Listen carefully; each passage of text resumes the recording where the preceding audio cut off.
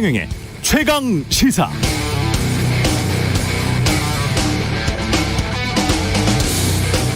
네, 2050년까지 탄소 제로 시대를 열기 위한 전 세계적 협상이 진행되고 있습니다만 쉽지는 않은 것 같습니다. 세상에서 제일 힘센 대통령이라면 미국 대통령인데 미국 대통령도 마음대로 못하는 게 많습니다. 중국, 러시아, 인도 등이 사실상 반대하고 있고 다른 나라들도 1인당 GDP, 친환경 에너지 관련 기술 수준, 지하자원이나 제조업이 차지하는 비중에 따라서 제각각 이해관계가 다 다릅니다. 심지어는 미국 바이든 대통령도 당장 국내 유권자 눈치를 슬슬 보기 시작했습니다.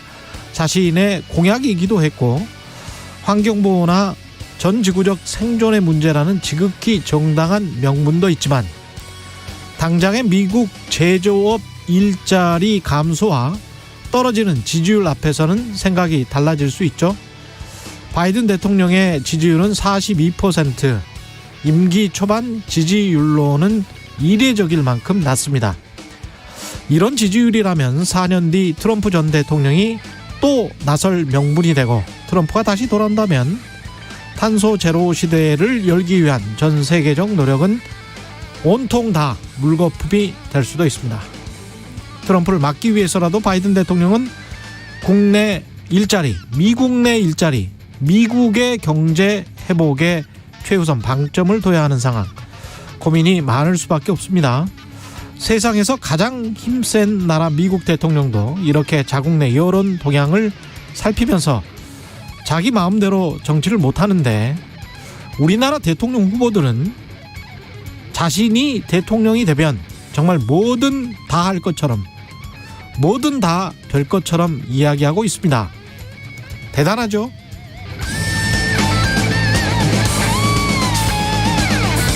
네, 안녕하십니까. 11월 2일 세상에 이익이 되는 방송 최경영의 최강시사 출발합니다. 저는 KBS 최경영 기자고요. 최경영의 최강시사 유튜브에 검색하시면 실시간 방송 보실 수 있습니다.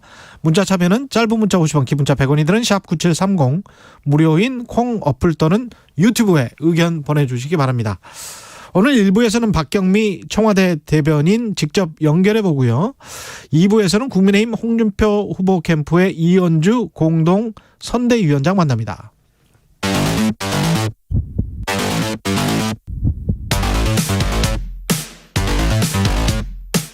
오늘 아침 가장 뜨거운 뉴스 언박싱. 네, 뉴스 언박싱 시작합니다. 민동기 기자, 김민아 시사평론가 나와 있습니다. 안녕하십니까? 안녕하세요.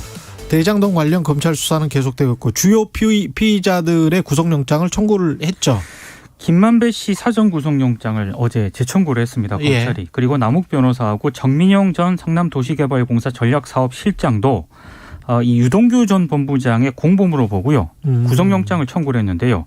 일단 김만배 씨에게 적용된 혐의가 크게 세 가지거든요. 예. 그러니까 유동규 전 본부장에게 700억을 주기로 약속을 하고 이것과는 별개로 회사 돈으로 5억을 먼저 전달한 것으로 요건 이제 횡령 및 뇌물 공여 이렇게 검찰이 판단을 했고요. 예. 그리고 성남도시개발공사가 가져갈 수 있었던 돈이 최소 651억 정도 되는데 이거를 이제 택지라든가 분양이익을 챙긴 혐의, 요거는 이제 배임 혐의를 적용을 시켰습니다. 이게 누구에 대한 배임인가요? 이게 성남도시개발공사에 대한 배임인가요? 그렇죠. 성남도시개발공사가 최소 651억 정도를 가져갈 수 있었는데 이제 손실을 입혔다라고 판단을 한 것 같고요. 예. 그리고 김만배 씨가 새롭게 적용한 혐의가 있는데 친동생하고 지인 그리고 원유철 전 미래한국당 대표 부인을 직원이라든가 고문으로 허위로 올린 다음에 회사 돈 한 4억 4천만 원가량을 횡령을 했다. 요걸 이제 새롭게 적용을 했는데 첫 번째 김만배 씨에 대해서 구속영장 청구했을 때하고 좀 몇 가지가 많이 달라졌습니다. 일단 배임 액수가 첫 번째 구속영장 때는 1,100억 플러스 알파라고 얘기를 했고 그다음에 뇌물을 현금 5억이라고 하지 않았습니까? 예. 근데 이번에 651억 한 절반 정도로 깎았고요. 그리고 뇌물 같은 경우에는 수표 4억, 현금 1억으로 수정을 했습니다. 예. 아, 배임 액수를 깎았죠. 배임 액수를. 그렇습니다. 예. 예. 그리고 지금 그 처음에 구속영장에는 곽상도 의원에 대한 50억 뇌물 공여 혐의가 포함이 돼 있지 않았습니까? 예. 이번에는 이걸 빼버렸습니다. 왜 그랬을까요?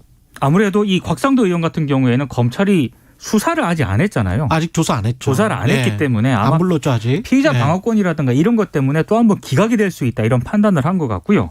그리고 김만배 씨가 발행한 수표가 유동규 씨를 거쳐가지고 남욱 정민용에게 전달된 사실을 확인을 했다라고 하면서 이 5억의 뇌물 혐의를 검찰이 이렇게 판단을 했거든요. 근데 저는 이게 약간 좀 이상한 게 이게 유동규 뇌물로 검찰이 판단을 했다는 거지 않습니까? 유동규에게 준 뇌물. 근데 어찌됐든 최종적으로 이 뇌물이 도착을 한 곳은 남욱 변호사하고 정민용 씨거든요. 남욱 변호사 사무실에 그 있었던 4억 원 말하는 거잖아요.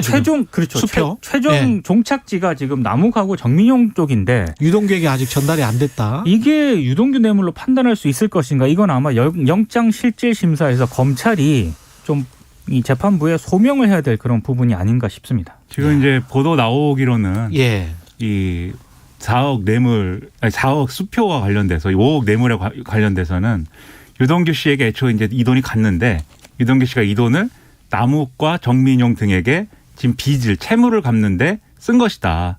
그래서 이제 이 수표가 남욱 변호사 사무실에 나온 거다. 이제 일단은 검찰이 이렇게 보고 있는 것 같아요. 그래서 그런 사실관계가 사실 이들이 2010년부터 서로 알고 지내고 사업상 여러 거로 이제 엮여 있었기 때문에 서로 돈을 주고받을 일이 굉장히 좀 많았겠죠. 그래서 그 관계나 이런 것들을 검찰이 정확하게 소명하는 게 지금 말씀하신 이제 5억 원 부분의 핵심이 될 것 같고요. 이 범죄 구조를 이해를 하려면 일단 유동규 전 본부장에 대해서 추가 기소를 했다는 점을 중심에 놓고 한번 보셔야 될 것 같습니다. 왜냐하면 그 전에 이제 유동규 씨 기소할 때 배임 혐의가 빠져가지고 그거 이제 뭐 봐주기 수사 아니냐 이렇게 논란이 됐었잖아요. 근데 검찰이 이제 추가 기소를 했습니다. 유동규 전 본부장이 화천대유 측에 특혜를 줘서 원래는 가져갈 수 없는 이익을 지금 말씀하신 651억을 더 가져가게 하고 여기에 플러스 아마도 수천억 원에 달할 수 있는 상당한 이익을 가져가도록 했다. 그래서 이게 배임이다. 의도적으로 처음부터 화천대유 관계자들하고 사업 구조를 이렇게 짜고 그리고 사업자 선정도 되게 해줬다. 이게 기본적인 범죄 구조고 그 대가로 화천대유 일당들에게 지금 말씀하신 대로 뇌물 700억 약속받은 거 그다음에 5억 실제로 받은 거 포함해가지고 이런저런 이제 뇌물을 받았다. 이 범죄 구조가 이렇게 되는 거거든요. 그러면 이 지금 김만배 씨, 남욱 변호사 그다음에 정민용 변호사는 이 범죄에서 어떤 관계가 되는 거냐면 유동규 전 본부장의 배임, 성남도시개발공사에 대한 배임의 공범 구조로 되어 있는 겁니다. 그러니까요. 그렇습니다. 그렇죠. 그래서 이 공범 구조인 이 안에서 서로 뇌물 주고 뭐 이랬다라는 얘기인데. 근데 민간 사업자가 지금 성남도시개발공사에 배임을 할 수 있나 사기는 칠 수 있어요.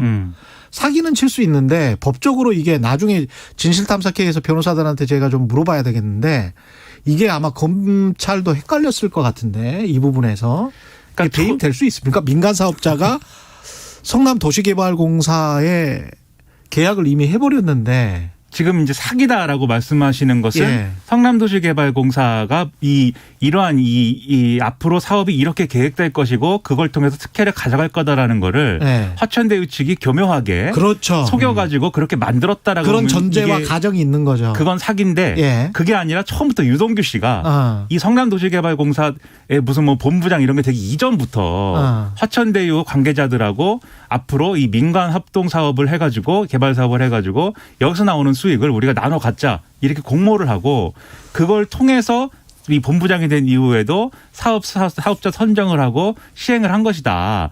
이렇게 지금 보고 있는 겁니다. 그래서 이 배임의 주체는 이 법인의 내부인이어야 되는 거죠. 그런데 공범 관계인 것은 이 내부인이 배임을 저지를 수 있도록 외부인들이 공모하고 공범에 해당하는 일을 했다. 이 구조기 때문에 그러니까 배임이 될 수 있다. 그렇습니다. 그런 논리로 가겠군요. 근데 한 가지 좀 이상한 건 다 이제 공모 관계로 적시를 했거든요. 이른바 대장동 4인방, 유동규, 김만배, 남욱, 정영학 이렇게 4인방을 공모 관계로 다 적시를 했는데 정영학 회계사에 대해서는 구속영장 청구를 안 했습니다. 검찰이. 이건 뭐 녹취록 해주고 뭐. 그래서 정영학 회계사 같은 경우에는 2015년 수원지검 대장동 비리 수사 때도 처벌 피했거든요. 그때도 빠져나갔죠. 그때도 빠져나갔고 이번에도 아직까지는 구속영장 청구를 안 했는데 일부 언론 보도를 보면 곧 피의자로 소환될 수 있다 이렇게 전망을 내놓고 있습니다만 아직 오늘까지의 팩트를 보면 정영학 회계사에 대해서는 구속영장 청구를 안 했습니다. 이 부분은 이 구속영장이라는 것은 이 증거인멸 및 도주의 우려가 있을 때 이제 그걸 방지하기 위해서 이제 하는 거잖아요. 근데 지금 이제 정영학 회계사의 경우에는 고맙게도 고마운 겁니까 뭡니까? 이 관계자 자신 입장에서는 뭐 고마운 거죠. 그렇죠. 네. 뭐 자기들끼리 한 대화를 녹음을 해가지고 검찰에 녹취록을 성실히 제출을 하고 검찰 조사에 놀라울 정도로 성실히 지금 임하고 있는 거 아니겠습니까? 예. 그렇기 때문에 이제 이 구속의 필요성이나 이런 것들을 따지기가 좀 어려운 부분이 있을 것 같은데 다만 지금 유동규 씨 배임 혐의로 추가 기소를 했다고 말씀드렸잖아요. 언론 예. 보도를 보면 이 추가 기소 내용에 이 정영학 회계사도 배임의 공범 중에 하나로 지금 네. 적시가 돼 있다고 적시가 합니다. 돼 있어요. 그렇죠. 그러면 지금 네. 구속영장은 청구가 안 됐다 하더라도 이 배임의 공범으로 기소되는 것은 지금 피할 수 없는 상황이기 때문에 뭐 처벌을 안 받게 되는 것까지는 아닐 거다 이렇게 보는데 뭐 끝까지 가봐야 뭐 알 수 있는 일이겠죠. 예. 근데 이 유동규 씨 공소장에 기소가 되면 이 적시가 되면 빠져나갈 수는 없을 겁니다. 기소가 안 될 수는 없을 거예요. 대장동 의혹과 관련된 법적인 문제는 잠시 후에 진실3사 K에서 현근택 최단비 변호사와 한번 자세히 짚어보고요. 성남도시개발공사 자체 조사 결과를 또 발표를 했습니다. 이게 굉장히 특이한데요. 예. 검찰 수사와 가장 차이가 나는 대목은 배임 액수예요. 검찰은 651억 플러스 알파라고 하죠. 그렇죠. 그런데 성남도시개발공사 자체 조사 결과는 1,793억을 부당하게 가져갔다 이렇게 자체 판단을 했습니다.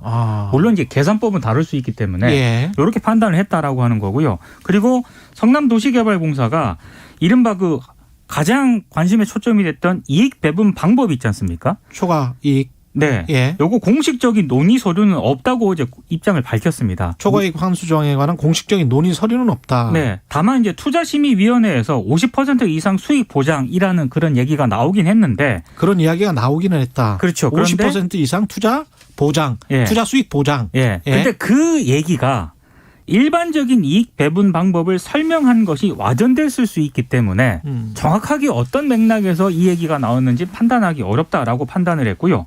그리고 이재명 후보 쪽이 지금까지 성남도시개발공사가 고정이익을 확보하는 내용의 공모지침서를 이미 공고한 상태였기 때문에 사업협약 때 초과이익 환수 조항을 추가하는 것은 불가능했다 이렇게 설명을 하지 않았습니까? 예. 그런데 이거와는 좀 다르게 가능하다. 어제 이렇게 또 자체 조사 결과를 내놓았거든요.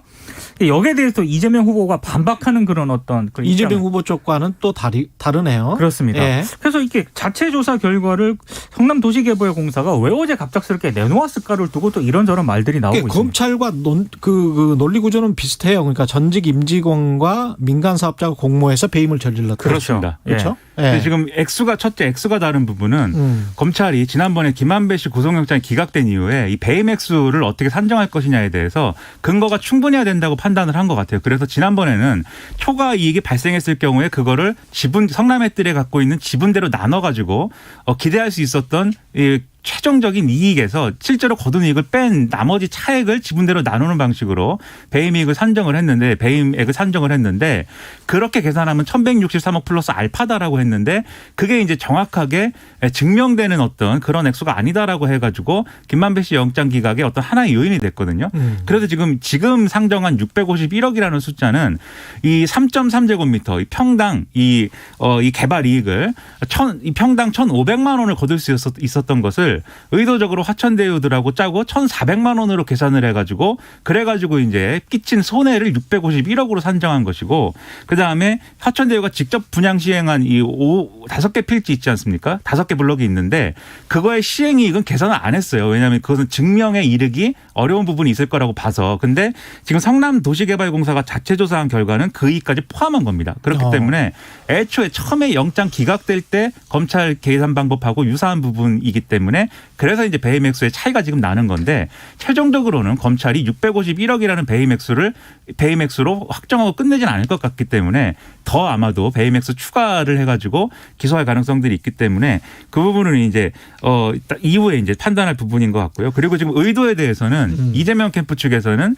이분이 이 성남도시개발공사 자체조사 결과를 발표한 지금 사장이 이 인사 문제로 이전에 이제 물러났다가 이 소송을 거쳐가지고 다시 복귀한 이런 케이스여서 예. 이것과 관련돼서 뭐 모종의 의도가 있는 거 아니냐라는 얘기까지 지금 하고 있는 상황입니다. 임기도 얼마 안 남았다고 합니다. 이재명 후보 쪽에서는 뇌물수수와 관련해서는 본인이 한 푼도 받은 적이 없다. 1원도 받은 적이 없다. 그래서 이제 관련해서 검찰 수사나 이런 것도 본인이 직접 받은 것은 지금 드러나지는 않으니까 가장 신경 써야 될 수밖에 없는 부분은 가장 신경에 거슬리는 부분은 역시 배임이겠죠. 배임이죠. 그렇죠. 그래서 예. 이 배임이 지금 말씀드린 대로 하면은 검찰 구조로 하면은 사익을 추구하고 저지른 배임 행위거든요. 그렇죠. 유동규 씨가 그렇죠. 내가 얼마를 받아야겠다라고 예상하고 사업을 이렇게 짰기 때문에 그게 문제다라는 건데 이재명 시장의 당시 시장의 배임 여부를 논하려면 첫째로 지금 말씀하신 대로 뭔가 받은 게 있어가지고 그걸 노리고 사업을 이렇게 짰거나 그렇죠. 둘째 그게 아니라면 이게 그런 따로 받은 게 없더라도 이런 상황이 될 것을 미리 예상을 다 예상을 했는데 하고. 알면서도 사업을 이렇게 짜서 화천대유 일당들에게 이 이익을 안겨줬다라고 하면 이게 성립이 되는데 초과 이익 환수 조항을 빼줬거나. 그렇죠. 그렇죠. 근데 이재명 이재명 후보 쪽의 방어 논리는 당시에는 이렇게 이 사업 계획을 짜는 게 최선의 선택이었고, 그런 이 회사로 따지면 최선의 경영 판단이었고 이후에 이렇게 될 상황을 예상하지 못했다라는 논리를 가져와서 그걸 방어를 하는 상황이거든요. 배임은 항상 경영상의 판단과 이게 배치가 되잖아요. 그렇습니다. 예. 그래서 정책적 판단에 의한 어떤 사업이었기 때문에 배임이 아니다라고 하는 논리에 해당하는 그런 얘기를 계속 하고 있는 겁니다. 뭐 이건 계속 봐봐야 되겠습니다. 네. 예. 민주당 같은 경우는 융합형 메머드 선거대책위원회 인선안을 발표했고요. 169명 소속 의원 전원이 참여하는 그런 그 인선안이고요. 오늘은 선대위 출정식을 엽니다. 사실상 총력전에 나설 그런 계획인데 12명의 공동선대위원장 체제로 출범을 하고요. 가장 관심을 모았던 서른 의원이 있지 않습니까? 예. 공동선대위원장으로 합류를 하기로 했습니다. 언론 보도를 보니까 어제 이낙연 측 의원들하고 예. 이재명 후보가 서울 여의도 중국집 부근에서 뭐 중국집에서 소맥 회동을 했다라는 그런 보도도 있긴 한데요. 추미애 전 법무부 장관 같은 경우에는 명예선대위원장을 맡기로 했습니다. 그리고 오늘 그 선대위 출정식에서 이낙연 전 대표 같은 경우에는 이재명 후보 지지 연설을 또 할 계획인데 아무래도 원팀에 굉장히 신경을 쓰고 있는 그런 양상이고요. 다만 외부 인사 영입 있지 않습니까? 이런 부분들에 대해서는 2차, 3차 계속 인선을 발표할 계획이라고 하고 민주당이 열린민주당 인사들을 선대위로 포용을 할 것인지에 대해서는 내부 논의 중이라고 하고요. 오늘 일부 언론 보도를 보니까 한 가지 조금 좀 비판적으로 보고 있는 게 정진상 전 성남시 정책실장 있지 않습니까? 예. 이번에 그 캠프 부실장을 맡고 있었거든요. 예. 그런데 이번에 선대위 비서실 부실장에 임명이 됐습니다. 그래서 이거는 조금 논란이 좀 제기될 수 있다라고 일부 언론이 좀 문제를 지적을 하고 있습니다. 그때 글쎄요. 그 사람이 어떤 혐의나 뭐가 있어서 부정부패 혐의가 있어가지고 지금 당장 그 사람을 잘라야 되는 상황인가요? 뭐 이 부정부패 혐의가 이제 뭐 지금 검찰 왜 수사나 논란이 되지 이게? 검찰 수사나 예. 이런 걸 통해서 밝혀지는 것은 아닌데 예. 이제 관련된 여러 가지 이제 논란에 예를 들면 그 이전에 성남도시개발공사 사장을 맡았던 황무성 씨라든가 이런 사람들에게 이제 압력을 이제 행사한 거 아니냐 뭐 이런 의혹도 있고 그런 의혹들이 보도가 된 그런 상황이죠. 그런데 이것도 사실은 실체는 아직은 잡혀 있지 없죠, 않습니다. 아직까지는. 황무성 사장의 주장인 거고 그만큼 뭐랄까요? 그 이재명 후보가 그 논란이나 의혹이 있다면 그거를 안고 그게 지지율이 깎인다고 하더라도 정진상을 내 옆에 둬야 되겠다라고 그렇습니다. 생각하면 기용하는 것이고. 그렇죠. 그렇습니다. 네. 그거는 판단이 좀 다를 수밖에 없을 것 같은데. 근데 이제 다만 예. 이제 전략적으로 그렇게 해가지고 발생할 수 있는 추가적인 또 비판 포인트나 논란 이런 것들은 또 이제 있을 수 있는데 그건 이제 뭐 후보가 돌파하는 거니까. 그렇죠. 그거는 뭐 선택이라고 할 수 그건 있겠는데. 선택이죠. 예. 다만 이제 이런 부분이 있어요. 이제 선대위가 어쨌든 꾸려졌지 않습니까? 지금 뭐 명예선대위원장 사실 들어본 적은 없죠. 명예선대위원장. 이게 상임 고문이냐 공동선대위원장이냐 그 사이에서 이제 명예선대위원장을 이제 만들어서 추미애 전 장관을 이제 해준 건데, 근데 어쨌든 간에 선대위가 꾸려졌으면 이제 이재명 후보가 앞으로는 어떤 돌발적인 어떤 행동, 돌발적인 발언 이런 게 아니라 선대위가 구상한 이런 전략 이런 것에 이 사실은 하나의 또 구성 요소로서 이제 선거운동을 해야 됩니다. 진짜 원팀으로서. 그렇습니다. 그렇죠. 그렇게 해야 그런 선거가 지금까지는 잘된 선거, 잘된 결과를 가져왔거든요. 그 선대위의 전략에 따르는 후보 이런 그림이 가장 좋다. 후보의 개인기나 어떤 후보 개인의 어떤 퍼스널리티로 돌파할 수 있는 그런 어떤 선거는 좀 한계가 있을 것이다. 저는 이렇게 생각을 합니다. 그렇죠. 예. 그게 아무래도 유리하겠죠. 예. 당원 투표 첫날 국민의힘은 역대급 투표율을 기록을 했고요. 당원 오버일 투표가 어제 오후 5시 마감으로 43.82%를 기록을 했거든요. 예. 말씀하신 것처럼 역대급이고요. 홍준표 의원 쪽에서는 지금 일반 여론조사에서 우위를 보이고 있는 것으로 지금 평가가 되고 있는데 그만큼 민심이 당심에 반영될 수밖에 없고 본인한테 유리하다라고 주장을 하고 있습니다. 서로 유리하다고 해석하겠죠. 뭐. 네, 윤 전 총장 쪽에서는 거 봐라 이제 예. 이 당원들이 위기의식을 느끼고 자신한테 표심을 좀 던진 것이다라고 해석을 하고 있는데 뚜껑은 열어봐야 합니다. 마치기 전에 김민하 평론가 네. 윤석열 후보 네. 11월 5일 전에 안 간다고 하잖아요. 제가 어제 그렇습니다. 말했잖아요. 아니 그래서 안 갈 거라고. 저도 그럴 수 있다고 말씀드렸어요. 네, 이게 갈 수도 있고 안 갈 수도 있는데 저는 가는 게 맞다고 봤거든요. 광주. 도의적으로 그 여러 계산을 떠나서 도의적으로 이것은 빨리 가면 빨리 갈수록 좋은 것이기 때문에 그 이전부터 가야 된다고 봤는데 제가 그 전주에 다른 방송에서 사실은 얘기를 했어요. 이게 윤석열 전 총장이 광주에 가서 충돌이 일어나거나 이렇게 뭘 맞거나 이런 상황이 되면 일부에서는 그것 때문에 보수표가 결집할 거라고 하는데 아니다. 이 윤석열 카드로 광주라든가 중도층을 공략할 수 있다라고 하는 그 정권 교체 가능 논리가 흔들릴 수 있기 때문에 그런 모습은 오히려 윤석열 후보에게는 손해가 될 수 있다. 그런데 그걸 떠나서 도의적으로 가는 게 맞다. 제가 이제 이렇게 얘기를 했습니다. 그런데 그런 선택을 안 한 거죠. 저는 이것도 상당한 실책이고 윤석열 캠프가 매머드 캠프라고 하는데 제대로 된 판단을 제가 볼 때는 못하고 있는 것에 가깝다고 봅니다. 충돌보다는 가서 또 다른 실언을 하는 게 더 그렇죠. 실언을 하고 또 그것도 전략이라고 하고 쇼라고 하고 이런 걸 의식한 건데요. 그런 거 다 의식하면은 광주에 언제 가서 언제 사과합니까? 영원히 못합니다. 그러면. 알겠습니다. 예. 뉴스 언박싱 민동기 기자 김민하 평론가였습니다. 제가 맞았다는 거에 저는 자부심을 느끼고. 언제나 맞으시죠. 역시 최경영 기자입니다. 네. 최경영 기자 명불허전. 네. 명불허전이에요. KBS 1라디오 최경영의 최강시사 듣고 계신 지금 시각은 7시 41분입니다. 출근길 날씨 정보입니다. 어제 아침보다 기온이 1도에서 3도 정도 떨어져 쌀쌀합니다. 낮 기온도 서울과 대전, 광주 17도, 대구 19도 등으로 어제보다 조금 낮아 낮 동안에도 선선하겠습니다. 지금 내륙을 중심으로 안개가 무척 짙어서 가시거리가 200m 미만으로 짧은 곳이 많습니다. 짙은 안개는 오전 10시 무렵까지 영향을 주겠고요. 안개가 걷히고 나면 대체로 맑은 하늘이 드러나겠지만 강원 영동은 저녁까지 5mm 안팎의 비가 조금 오거나 빗방울이 떨어지는 곳이 있겠습니다. 현재 서울의 기온은 8.1도입니다. 날씨 정보 송소진입니다. 이어서 이 시각 교통 상황을 KBS 교통정보센터 김민희 씨가 전해드립니다. 네, 화요일 아침 출근길 정체가 빠르게 늘고 있습니다. 서천 공주고속도로 서천 쪽으로 서공주 부근 1차로에서는 화물차 관련 사고 처리 작업을 하고 있고요. 논산 천안고속도로 천안 쪽으로 논산 분기점 부근에서도 사고가 나면서 1차로를 막고 처리 작업을 하고 있습니다. 수도권 제일순환고속도로 판교에서 구리 방면으로 성남 부근 5차로에서는 고장난 승용차를 처리하고 있습니다. 서울시내 올림픽대로 공항 쪽으로 동호대교 부근 1차로에서도 사고가 났는데요. 뒤로 암사대교부터 정체 심해졌습니다. KBS 교통정보센터였습니다. 오늘 하루 이슈의 중심. 당신의 아침을 책임지는 직격 인터뷰. 여러분은 지금 KBS 1라디오 최경영의 최강시사와 함께하고 계십니다. 네, 지난주 문재인 대통령 유럽 순방길에 올랐습니다. 순방 관련 소식들 매일 들려오고 있는데요. 이번 순방길에 함께한 청와대 박경미 대변인 연결돼 있습니다. 안녕하세요. 네, 안녕하세요. 예, 대변인님 지금 어디세요? 지금 저는 영국 에딘버러에 있습니다. 영국 에딘버러에. 그러면 이제 대통령도 함께 있으시고 거기 이제 있다가 내일 헝가리로 떠납니까, 그러면? 네, 내일 오후에 헝가리로 갑니다. 지금 뭐 순방 일정은 순조롭게 진행되고 있습니까?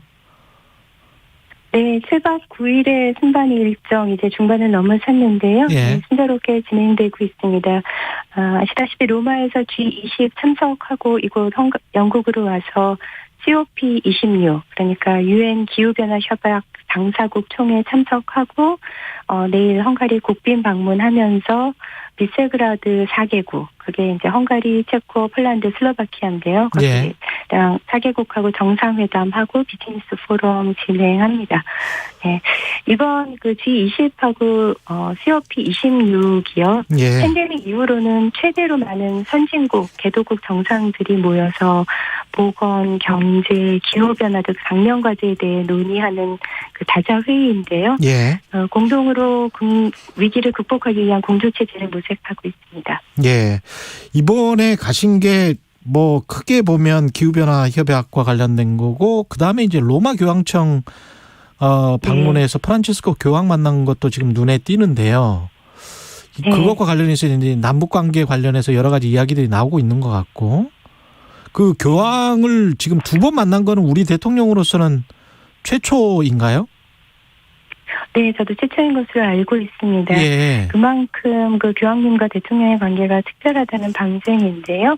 그 통역을 했던 교황청의 한국의 신부님에 따르면 교황님이 항상 밝은 미소로 전 세계인들을 맞아주시지만 가톨릭 신자인 우리 대통령님과의 면담에서는 그 더없이 만족스러운 표정이고 또 유례없는 친근감을 보이셨다고 전했습니다. 같은 카톨릭 신자이기 때문에 그 비슷한 외신 보도들이 사실은 바이든 대통령에게도 많이 나오더라고요. 그 같은 카톨릭이어서 미국 대통령으로는 뭐 그 2번째 카톨릭 대통령이라고 하더라고요. 바이든 대통령도. 네, 맞습니다. 예. 그래서 굉장히 좀 반갑게 교황이 맞았다, 2분을. 그런 이야기시고. 예. 네. 그 바이든 대통령과는 어땠습니까? 네. 바이든 대통령과 문재인 대통령과는?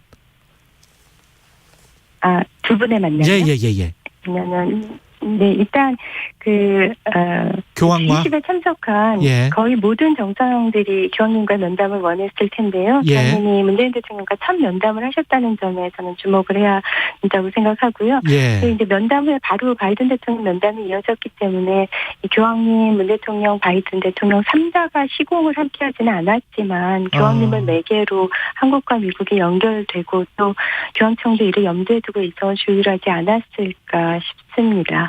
예. 미국 대통령 바이든 대통령을 만난 그 사진은 많이 돌던데요. 그 충분한 대화할 시간이 있었나요?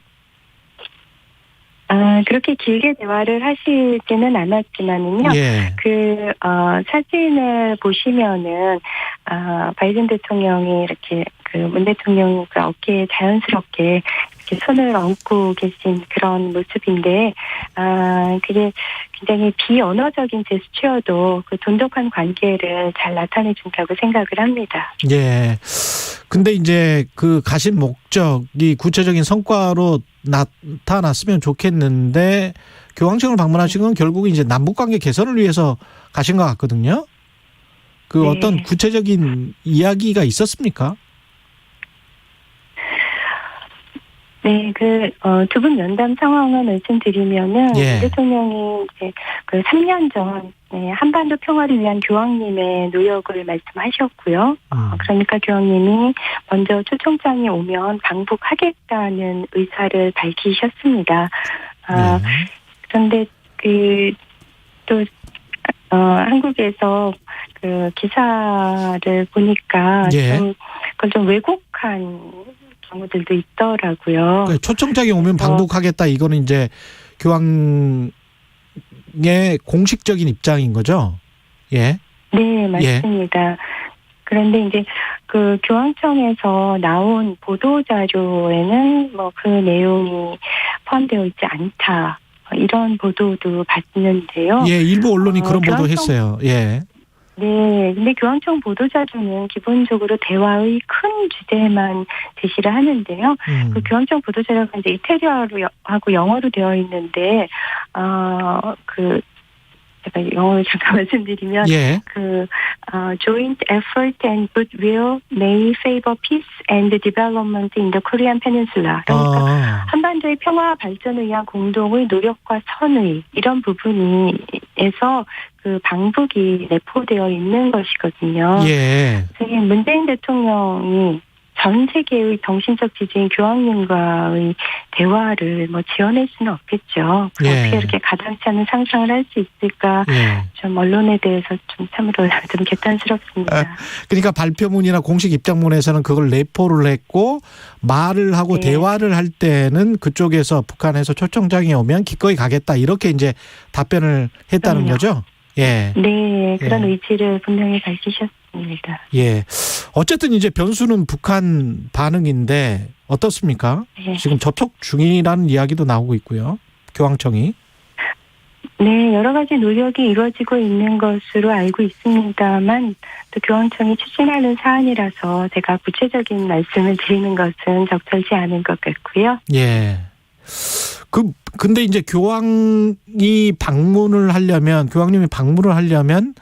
이 네. 김정은 국무위원장이 바티칸 네. 교황청으로 초청장을 보내야지 방문할 수 있는 거죠?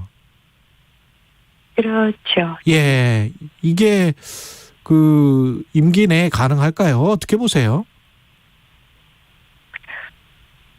네, 방금 말씀드린 대로 다각도로 노력을 하고 있고 여러 가지 상황이 조성되어서 교황님께서 한반도의 항구적 평화를 위한 발걸음을 하실 수 있기를 바랍니다. 그 방역 상황도 약간 좀 문제가 될 수도 있을 것 같고요. 북한 내의 방역 상황도. 예, 여러 가지 변수들이 있는데 예. 다 잘 해결될 수 있기를 바랍니다.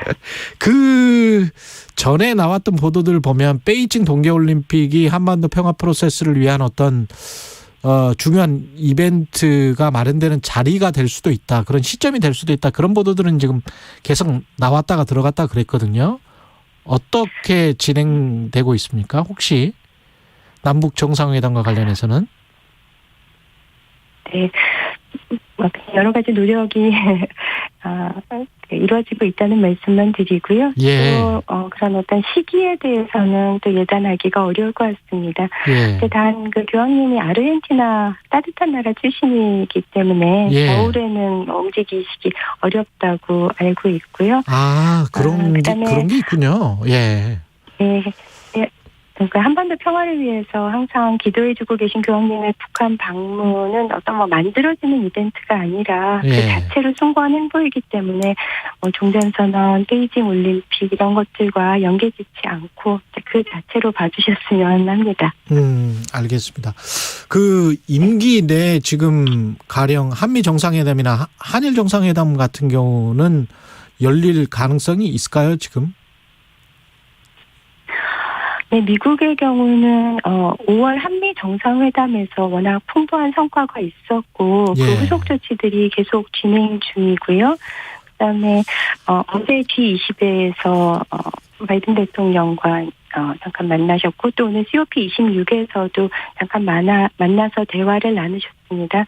근데 제가 차제에 말씀드리고 싶은 건 우리 언론이 외교라 하면은 미국, 중국, 일본에만 주목하는 경향이 있는데 그렇죠. 그걸 넘어서 다자 외교로 좀 관심의 폭을 넓혔으면 사실 실제 문재인 정부에서는 한미, 한중, 한러 관계 크게 개선시켰고 또 신남방, 신북방 등 외교 다변화에도 큰 노력을 기울이고 있거든요. 지금 이번에 G20 정상회담에서도 G20 정상회담에서도 그런 것들이 좀 보였습니까? 다른 나라들과는 그러면? 네, 다양한 국가들과 양자 정상회담을 가졌는데요. 예. 현재까지 EU, 프랑스, 호주, 독일 이렇게 양자 정상회담 했는데 4개 국가 모두 상대국에서 먼저 제안한 거고 또 우리가 요청을 받았지만 양자회담에 응하지 못한 국가도 여럿이에요. 네, 이런 다자 정상회담에 회의에 와보면 대한민국 인기를 실감할 수가 있는데요. 에피소드를 말씀드리면 지난 6월 G7 때 제가 이제 회담장 로비에서 기다리고 있는데 갑자기 어떤 서양분이 반색을 하면서 다가오는 거예요. 모르는 분이? 어리둥절했는데 네, 제가 태극기 배지를 달고 있었기 때문에 그걸 보고 뛰어온 거예요. 그러니까 자기네 정상이 한국과 양자회담을 어떻게든 잡아오려고 했다는 거예요. 그 국가명은 제가 외교 그렇죠. 외교 관계 때문에 밝히기가 어렵지만 유럽의 선진국이었고요. 양자회담에서 이렇게 저희가 인기가 높은 이유가 우선 대한민국 브랜드 파워, 우리가 UN 무역개발협의회, 그러니까 웅크타드에서 유일하게 개도국에서 선진국으로 격상되었잖아요. 그러니까 개도국 사정도 잘 알고 또 그래서 개도국과 선진국의 가교 역할을 할 수 있겠고요. 또 문재인 대통령에 대한 개인적인 호감도도 적지 않게 작용을 했다고 봅니다. 그 정도로 위상이 높아졌다, 한국에. 예. 네, 태극기 배지 달고 또 태극기 마크 새겨진 마스크 쓰고 당당히 회의장을 누비고 있습니다. 그 마지막으로 환경과 관련해서는 지금 이번 회담이 그 글라스고 회담도 그렇고 선언적으로 그칠 것 같다. 그래서 실질적으로 감축 목표를 제시 못할 것 같다. 그런 보도들이 많은데 어떻게 생각하십니까? 탄소 중립. 네, G20에서 또 COP26에서 노력을 하고 있는데 중국, 러시아, 인도의 좀 미온적인 태도 이런 것 때문에 조금 어려움은 있지만 그래도 알겠습니다. 국제적인 컨센서스를 이뤄가고 있는 것 같고요. 네, 오늘 말씀 감사하고요. 유럽 현지에 가 있는 청와대 박경미 대변인이었습니다. 고맙습니다. 네, 유럽에서 열리라고. 어느 날 A기업 김대리에게 도착한 지인 사칭 이메일. 열어보는 순간 당신의 모든 자료가 암호화되었습니다. 바로 랜섬웨어. 비대면 시대, 급증하는 사이버 범죄로부터 기업을 지킬 방법은 없을까요? 대한민국이 지켜드리겠습니다. 중소기업 정보보호 컨설팅부터 보안제품 지원까지 비용 부담은 내리고 정보보호는 더 든든하게 중소기업 정보보호 서비스를 신청하세요. 검색창에 지역정보보호센터. 이 캠페인은 과학기술정보통신부 한국인터넷진흥원 지역정보보호센터가 함께합니다. 경찰이 8명이고요. 해강 군인이 9명 이래가고 17명입니다. 그 배가 그냥 깔아앉은 거예요. 2021 KBS 연중기획 기억을 기록하다.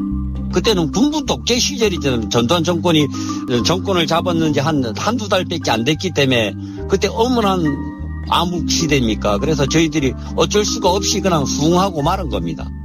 한 2년 반 정도 됐습니다. 저희들이 이제 세월호를 보고 나서 저런 것도 인양을 해주고 이러는데 왜 우리들은 안 되겠냐는 생각이 저가 들어서 다 유가족 협회를 구성하고 이렇게 해서 배를 찾게 됐습니다. 뭐 저희들은 이제 배를 찾았다 이래서 당연히 이제 배를 찾았으니까 국가와 국민들을 위해서 희생한 분들이니까 당연히 인양을 해주겠지. 인양을 해달라. 지금 인양이 안 되고 있는 그런 현실입니다. 예산이 확보가 안 되기 때문에 아무것도 못 하고 있습니다. 그래서 나라를 지키고 국가를 위하고 국민을 위해 갖고 희생한 분들인데 그 예산 편성을 안 한다는 자체가 많은 예산도 아닙니다. 저희들의 입장에서 유가족들에서 엄청 분노하고 그런 거죠. 1980년 1월 23일 경계 근무 중 사고로 침몰한 해경 경비정 7위정의 유가족 조병주 씨는 기억합니다. 사건이 일어난 지 39년 만인 2019년 4월 침몰한 경비정을 어렵게 찾아냈지만 예산 부족을 이유로 인양 작업과 유해 발굴은 기약 없이 미뤄지고 있습니다. 국방의 의무에 충실했던 17명의 청년들이 41년이 지나도록 돌아오지 못하고 있습니다. 경비정 7위정의 순직자들께 이제 국가와 국민이 의무를 다해야 할 차례입니다. 당신과 대한민국의 기억, KBS가 기록합니다.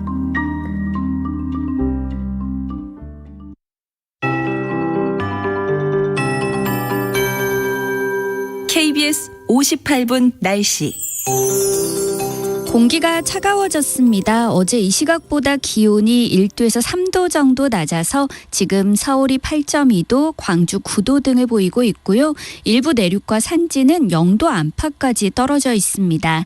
낮 기온도 어제보다 조금 내려가면서 서울과 강릉, 대전, 광주가 17도, 대구와 제주 19도, 부산 20도 등을 보이며 낮에도 선선한 곳이 많겠습니다. 지금 내륙을 중심으로 안개가 짙게 끼면서 가시거리가 200 200m 미만으로 무척 짧은 곳이 있어 교통안전에 주의하셔야겠습니다. 오전 10시까지는 안개가 짙게 끼는 곳이 있겠고요. 안개가 걷히고 나면 대체로 맑은 하늘에 간간히 구름만 지나겠고 오늘 공기도 대체로 깨끗할 전망입니다. 다만 강원 영동은 동풍의 영향으로 저녁까지 5mm 안팎의 비가 조금 오거나 빗방울이 떨어지는 곳이 있겠습니다. 내일 밤부터 모레 새벽 사이에는 수도권과 충남 서해안에 비가 조금 내릴 전망이고요. 절기 입동인 일요일부터 다음 주 월요일 오전 사이에 전국에 비가 내린 뒤에는 날이 급격히 추워질 것으로 예상됩니다. 한편 오늘과 내일 동해안에서는 높은 너울을 주의하셔야겠습니다. 현재 서울의 기온은 8.2도, 습도는 95%입니다. 송소진입니다.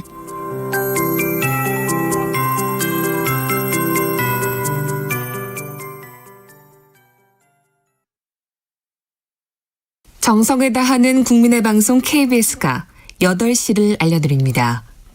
AM 711kHz, FM 97.3MHz, KBS 1라디오입니다. HLKA.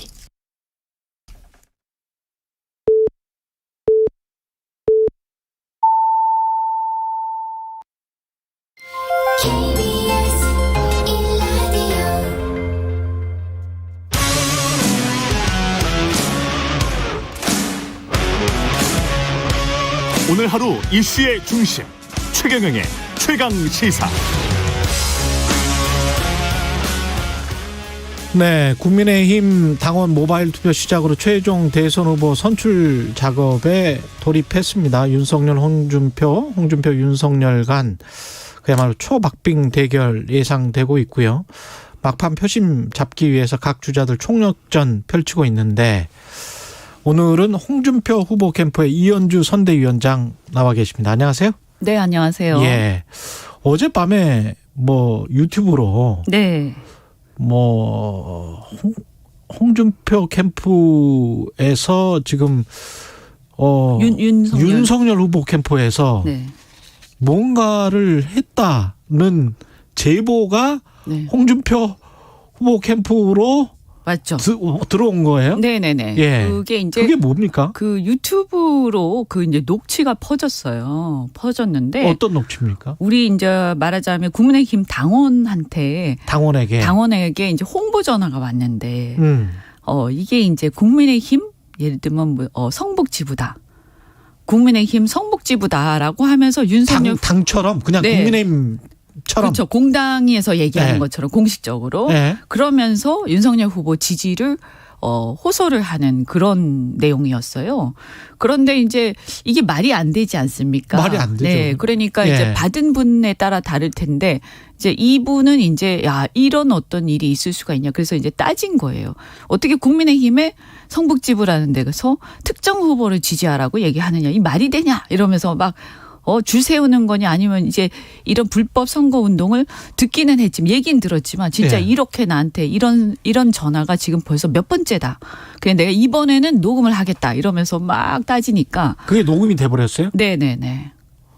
그러면 국민의힘 성북지부다라는 그 메시지는 국민의힘 성북지부에서 공식적으로 만든 거는 아닐 거 아니에요? 아니죠. 그래서 따지니까 이 전화하는 이제 홍보원이 나중에 죄송합니다. 그러면서 사실은 윤석열 캠프입니다.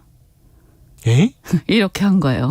그게 다 녹음이 됐다고요? 네, 녹취가 나왔어요. 그래서 그게 어젯밤에 지금 유튜브에서 폭로가 됐습니까? 네, 유튜브에서 그게 막 돌고 있어요. 그래서 이제 저희도 그걸 받고 이거는 너무 심각하다 이거. 근데 우리가 사실은 그런 게 지금 비일비재하게 이루어지고 있다. 당협위원장을 줄을 세우더니 이 당협위원장을 이용해가지고 선거운동을 한다.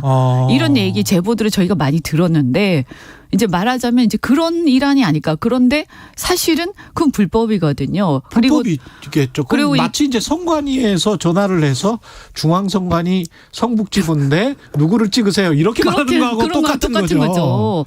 그건 말이 안 되지. 그렇게 한다면. 이 받은 당원이 굉장히 의식이 높으신 분인 거예요. 예. 그래서 지금 시대가 어느 때인데 지금 무슨 짓을 하고 있는 거냐 이러면서 막 오히려 호통을 치시고 야단을 치시고 이제 사과를 받아내는 이런 내용이었는데 예. 이게 이제 말하자면 이제 저희가 계속 그 얼마 전에도 울산 시당위원장이 있지 않았습니까? 예. 근데 울산 시당위원장이 아예 윤석열 후보 캠프에 선대위 무슨 본부장으로 들어가서 이름을 올리고 그래서 우리가 그거를 그 시당위원장을 사임을 해라. 왜냐하면 이 시당위원장이라는 직책은 그거거든요. 이 나중에 이제 지방선거 때 공천을 관리하는 입장 아닙니까? 예. 그러면 이 시당위원장이 특정 캠프에 가 있다. 이러면 이게 나중에 공천에 영향을 받을 수 있기 때문에 그 줄을 안 설 수가 없어요. 출마할 사람들은.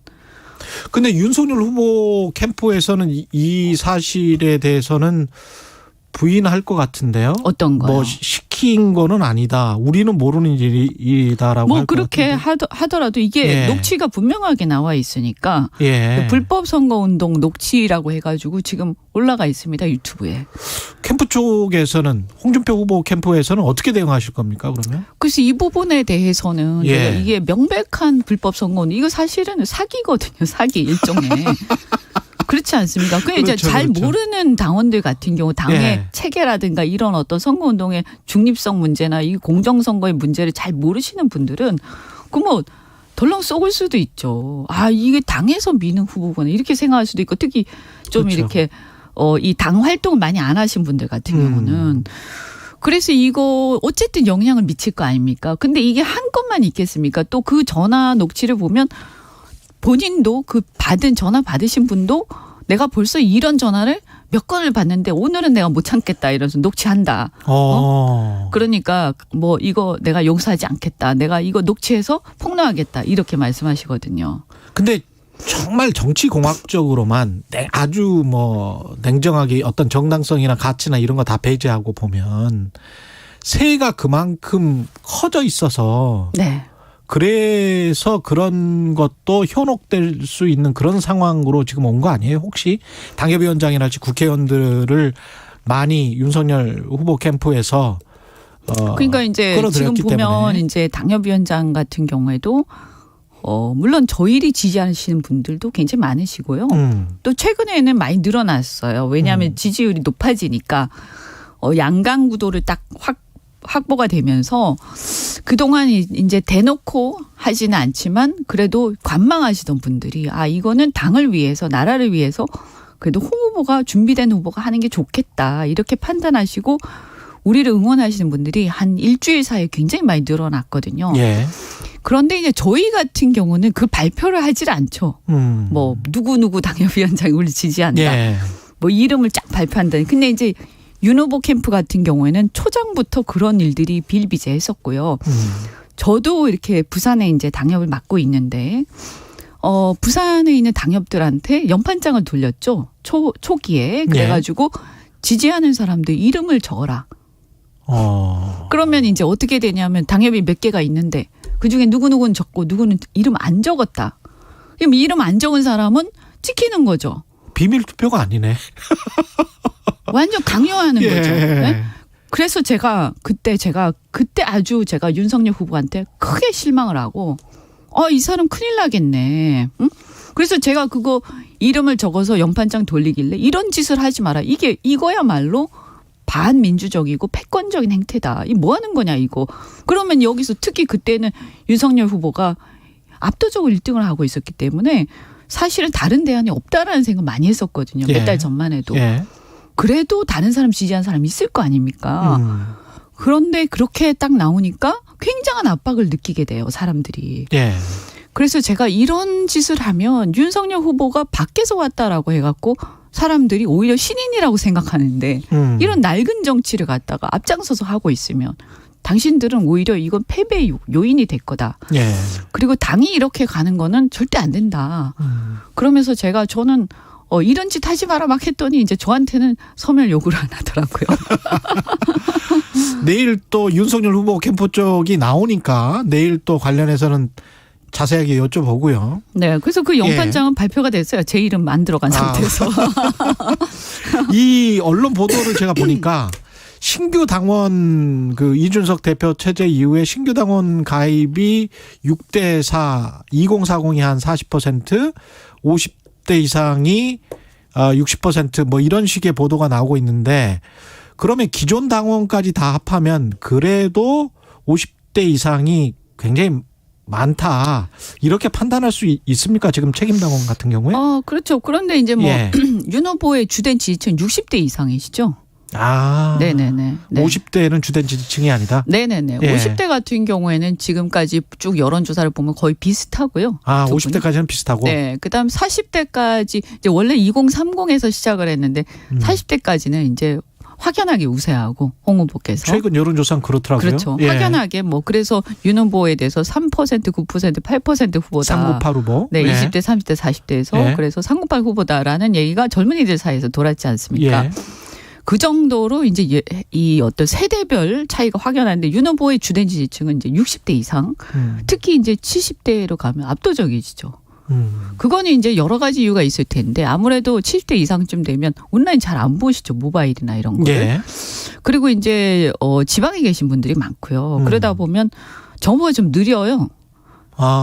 네. 그러니까 처음에 보면 잘 아시다시피 압도적이고 막 이렇게 그때 조국 사태부터 해가지고 뭐 그분이 막 영웅시 됐기 때문에 그게 한 몇 달 전 얘기죠. 근데 사실 아시다시피 이 몇 달 사이에 얼마나 판세가 바뀌었습니까?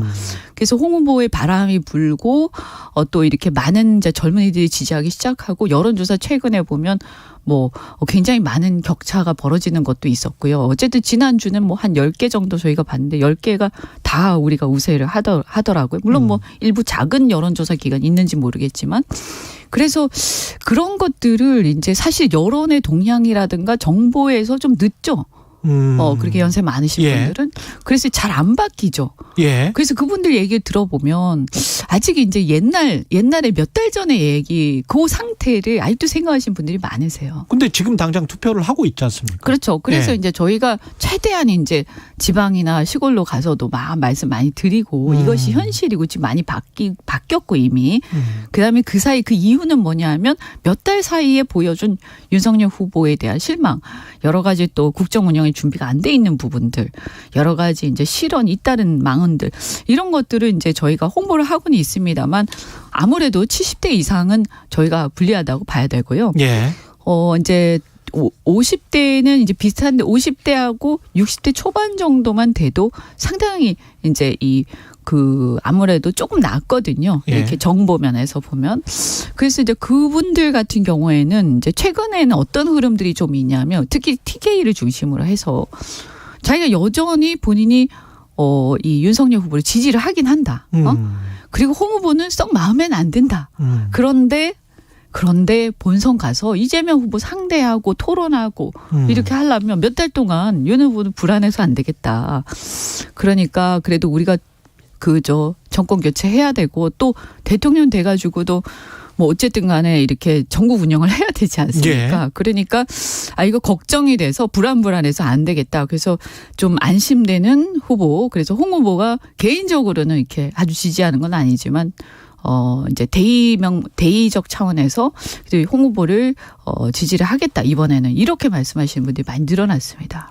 그 윤석열 후보 쪽에서는 홍준표 후보는 민주당이 원하는 후보다 그러면서 이게 민주당 지지자들이 꾸어준 표다. 이렇게 지금 주장을 하고 있잖아요. 거기에 관해서는 어떻게 생각하세요? 전 너무 주제 파악을 못 하시는 거 아닌가 싶은데 좀 심하게 얘기하면. 아니 민주당이 원하는 후보는요. 윤석열 후보겠죠. 왜냐하면 일단 어쨌든 여론조사에 객관적으로 많이 뒤지지 않습니까? 그러면 이게 민주당 지지층이든 중도층이든 뭐 국민의 당 지지층이든 간에 대선은 모든 국민이 참여하는 거 아닙니까? 국민의힘 지지층만 가지고 합니까? 대선은? 그렇지 않죠. 네. 그러면 저는 도로 묻고 싶은 게요. 국민의힘 지지층 말고는 전혀 확장력이 없고 다른 당을 지지하거나 중도거나 무당층에서 별로 지지가 안 나오는 후보가 어떻게 이긴단 말입니까? 그래서 저는 그건 오히려 본인이 경쟁력이 없다는 거를 홍보하고 다니는 꼴이기 때문에 되게 웃긴다는 생각이 좀 들고요. 왜 그런 얘기를 하시는가. 그 얘기를 한 바퀴만 돌려서 생각해 보면 본인이 확장력이 없고 이 30%의 어떤 그 박스를 못 벗어난다는 얘기를 고백하는 거랑 똑같다. 그래서 우리는 지금 본선에서 이기려고 지금 경선하는 거지. 지금 국민의힘 후보를 뽑고 끝나는 선거가 아니지 않습니까? 그렇죠. 그리고 또 하나가 뭐냐 하면 그래서 일단 민주당 쪽에서 만만한 후보가 더 좋을 텐데 처음에 홍 후보가 굉장히 낮을 때 3% 4% 할 때는 만만했는지 몰라요. 그렇지만 지금은 윤석열 후보가 잇따른 망언과 지지율 폭락으로 만만하죠. 민주당 입장에서는. 예. 다만 민주당은 이런 건 있어요. 윤석열 후보가 너무 싫어요. 예. 그 역사가 있으니까요. 그런 어떤 관계가 있지 그렇죠, 않습니까? 그렇죠. 그러다 보니까 윤석열 후보에 대한 증오심 같은 게 있어요. 민주당 지지층에는. 예. 그래서 이거는 윤석열 후보가 무서워서 그런 게 아니고 미운 거예요. 그래서 거꾸로 역으로 민주당 지지층이나 그 여권 성향의 지지층을 결집시킵니다. 그래서 양자 대결을 보시면 윤 후보하고 하게 되면 홍 후보 나오시는 경우보다 훨씬 더 이재명 지지가 결집됩니다. 오히려 예를 들면 이낙연 후보나 이런 쪽이 그쪽을 지지하시던 분들이 이 명분이 안 서는 거죠. 그러니까 윤석열 후보는 때는. 절대 지지하지 않으려는 층이 분명히 존재하지만 홍준표 후보는 상대적으로 그렇죠. 상대적으로 비호감도가 낮은 거죠. 비호감도가 낮다. 그렇죠. 그거는 뭐 이렇게 여러 여론조사에서도 나오는 바니까요. 예. 그래서 이게 거기다가 중요한 게 뭐냐면 우리 당 후보들끼리만 하는 게 아니라 예를 들어서 양자 대결을 보더라도 최근에 이렇게 쭉 흐름이 뭐냐면 양자 대결도 홍준표 후보가 윤석열 후보보다 더 큰 차이로 계속 이기거든요. 그러면 이재명 후보를 넣고 홍준표 후보를 물었는데 이재명 후보를 지지하지 않고 홍준표 후보를 지지했다. 그러면 그분은 과거에 민주당을 지지했든 말든 홍준표 후보로 전환된 거 아닙니까? 지지가. 이재명 후보는 그래도 나는 민주당 옛날에 지지했어도 이재명 후보 싫고 홍준표 후보 더 좋다 이 얘기잖아요. 그럼 이거야말로 우리가 바라는 거 아닙니까? 그래야 선거를 이기지. 그렇지 않습니까? 그럼 어떻게 선거 이기겠다는 겁니까? 그쪽은? 예. 우리 지지층만 가지고 30%를 그 박스에서 못 벗어나면서 그걸 자랑이라고 떠드는 게 저는 정말 한심합니다. 그리고 그 박사모 회장단이 그러니까 박근혜 전 대통령을 지지하는 모임 박사모 회장단이 윤석열 후보를 지지했다 이런 게 나왔었잖아요. 네. 근데 이게 또 가짜 박사모다 이런 또 논란도 있고요. 이게 정확한 실체는 뭡니까? 예, 박사모는 2004년에 창설이 됐죠. 우리가 이제 뭐 노사모도 있다시피 그런 어떤 단체는 뭐 상표권 등록해가지고 이름 못 쓰는 건 아니지만 누가 보더라도 누구와 함께하고 그 조직과 세력이 정통성이 있기 때문에 그것 빼고 나중에 이름만 누구 몇 명이서 모여가지고 이름 따라했다고 해서 그게 박사모 되는 건 아니지 않습니까? 이번에 그 박사모라고 해서 언론에 나왔던 거는 박사모 회장단이라고 해서 그 일부 단체들 뭐 근혜사랑부터 해가지고 여러 이제 잡다한 단체들이 있던데 보니까 1인 단체로 의심되는 곳들도 있는 것 같고요. 그 단체들이 모여서 하여튼 정체불명의 단체들이 모여서 이름을 박사모 회장단이라고 지은 거예요. 그래서 박사모 회장단이라고 지으면서 그거를 갖다가 홍보를 할 때 박사모가 윤석열 후보를 지지했다. 이렇게 이제 언론 플레이를 한 거죠. 그래서 이번에 엊그저께 그 원래 박사모는 2004년에 정광용이라는 분이 중심이 돼서 전국적인 맞아요. 조직을 만든 거죠. 그쪽은 되게 유명하시잖아요. 그분은 홍준표 후보 지지를 이미 선언하셨어요. 정광용 씨는? 네네네. 그리고 엊그저께 그 건 때문에 굉장히 화가 났어요. 박사모 단체가. 그래서 어디서 이런 거를 사칭을 하느냐. 그리고 지금 이거를 선거에 이용하는 이 윤석열 캠프는 또 뭐냐. 누가 봐도 알 텐데 그러면서 이제 이것은 박사모를 모독한 것이다. 그리고 더 나아가서 박근혜 대통령을 모독한 것이다. 이러면서 고발을 했습니다. 그 단체들. 그래서 이 부분은 이제 저는 짝퉁 논란도 한심한 얘기지만 더 심각한 건 뭐냐면 어쨌든 최근에 우리 이제 홍 후보 같은 경우는 지난번에 어쨌든 당에서 대통령을 탄핵한 이후에 탄핵된 이후에 출당을 한 부분 이런 거에 대해서 진심으로 사죄한다고 기자회견 하셨어요. 그런데 윤석열 후보 같은 경우는 어쨌든 그 적폐 수사를 하면서 이 대통령에 대한 굉장히 가혹한 수사를 했고 또 그 이후에도 보면 45년이라는 굉장히 장시간을 구형을 하고 이렇게 하면서 굉장히 지금의 이 상황에 대한 큰 책임이 있는 분이죠. 근데 이것에 대해서 토론회에서도 이거 어떻게 후회하냐 반성하냐 또는 뭐 여기에 대해서 무슨 입장이 있냐라고 하면 전혀 그런 어떤 이 책임에 대한 인정이나 이 사과를 하신 적이 없단 말이에요. 그럼 좋다. 그러면 사과 안 하시고 본인의 입장이니까 그 존중하는데 저는 뭐냐면 그래놓고 어떻게 박근혜라는 이름을 이용해서 선거운동할 생각하냐 이거예요. 너무 뻔뻔한 거 아니냐. 양심이 없지 않냐. 나 같으면 이렇게 마음이 좀 짠해서 차마 그건 못할 것 같아. 내가 내 입장은 정치하고 있다 하더라도.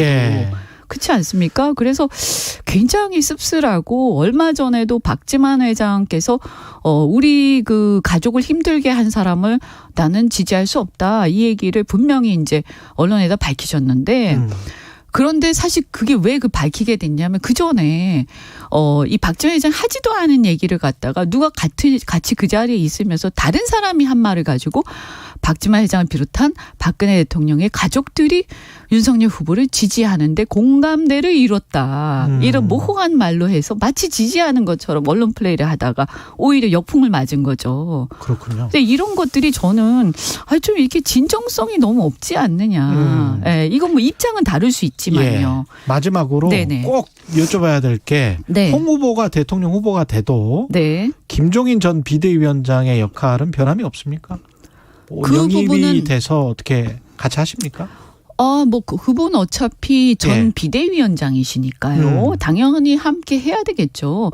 그러면 다른 분을 지지할 수는 없지 않습니까? 뭐 이재명 후보를 지지할 그러지는 않을 거 아닙니까? 당연히 우리와 함께 하면서 또 저희가 모셔야 될 테고. 다만 이제 그 역할에 대해서는 얼마나 이제 또 서로 이렇게 필요하고 또 당 차원에서 필요하냐 이런 것도 이제 상의를 하셔야 되겠죠. 혼자 결정하실 부분은 아니니까요. 근데 이제 홍 후보는 이런 건 있습니다. 이렇게 자기의 주관과 정치 철학이 굉장히 분명하시기 때문에 다른 분한테 휘둘리시는 분은 아닙니다. 의사결정함에 있어서. 그래서 어려움이 있다고 달려가서 누구한테 항상 의존한다든지 이런 것들은 저는 이게 대통령이라는 거 대통령제에서 자기가 그래도 의사결정 마지막에 해야 되는 거기 때문에 아무리 이제 훌륭하신 원로라 해도 우리가 지혜는 빌리지언정 그 휘둘리거나 이렇게 의사결정에 의존하는 모습들은 저는 국민들한테는 그렇게 좋게 보이지 않을 것이다 이렇게 생각이 됩니다. 알겠습니다. 여기까지 하겠습니다. 말씀 감사하고요. 홍준표 후보 캠프의 이현주 공동 선대위원장이었습니다. 고맙습니다. 네, 고맙습니다.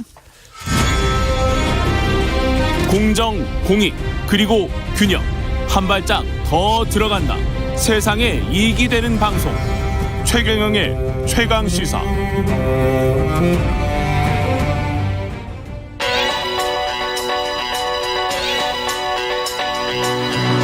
최강시사. 시네리의 눈. 네, 시네리의 눈 뉴스포터 시네리 에디터 나와 계십니다. 안녕하십니까? 네, 안녕하세요. 오늘은 우리나라가 OECD에 가입한 지 25년 됐는데. 네. 1996년에 처음 가입했어요. 96년에. 제가 초등학교 때 이 뉴스를 들은 기억이 있는데. OECD 가입하고 외환 자유화하고 IMF가 났습니다. 터졌죠. 맞습니다.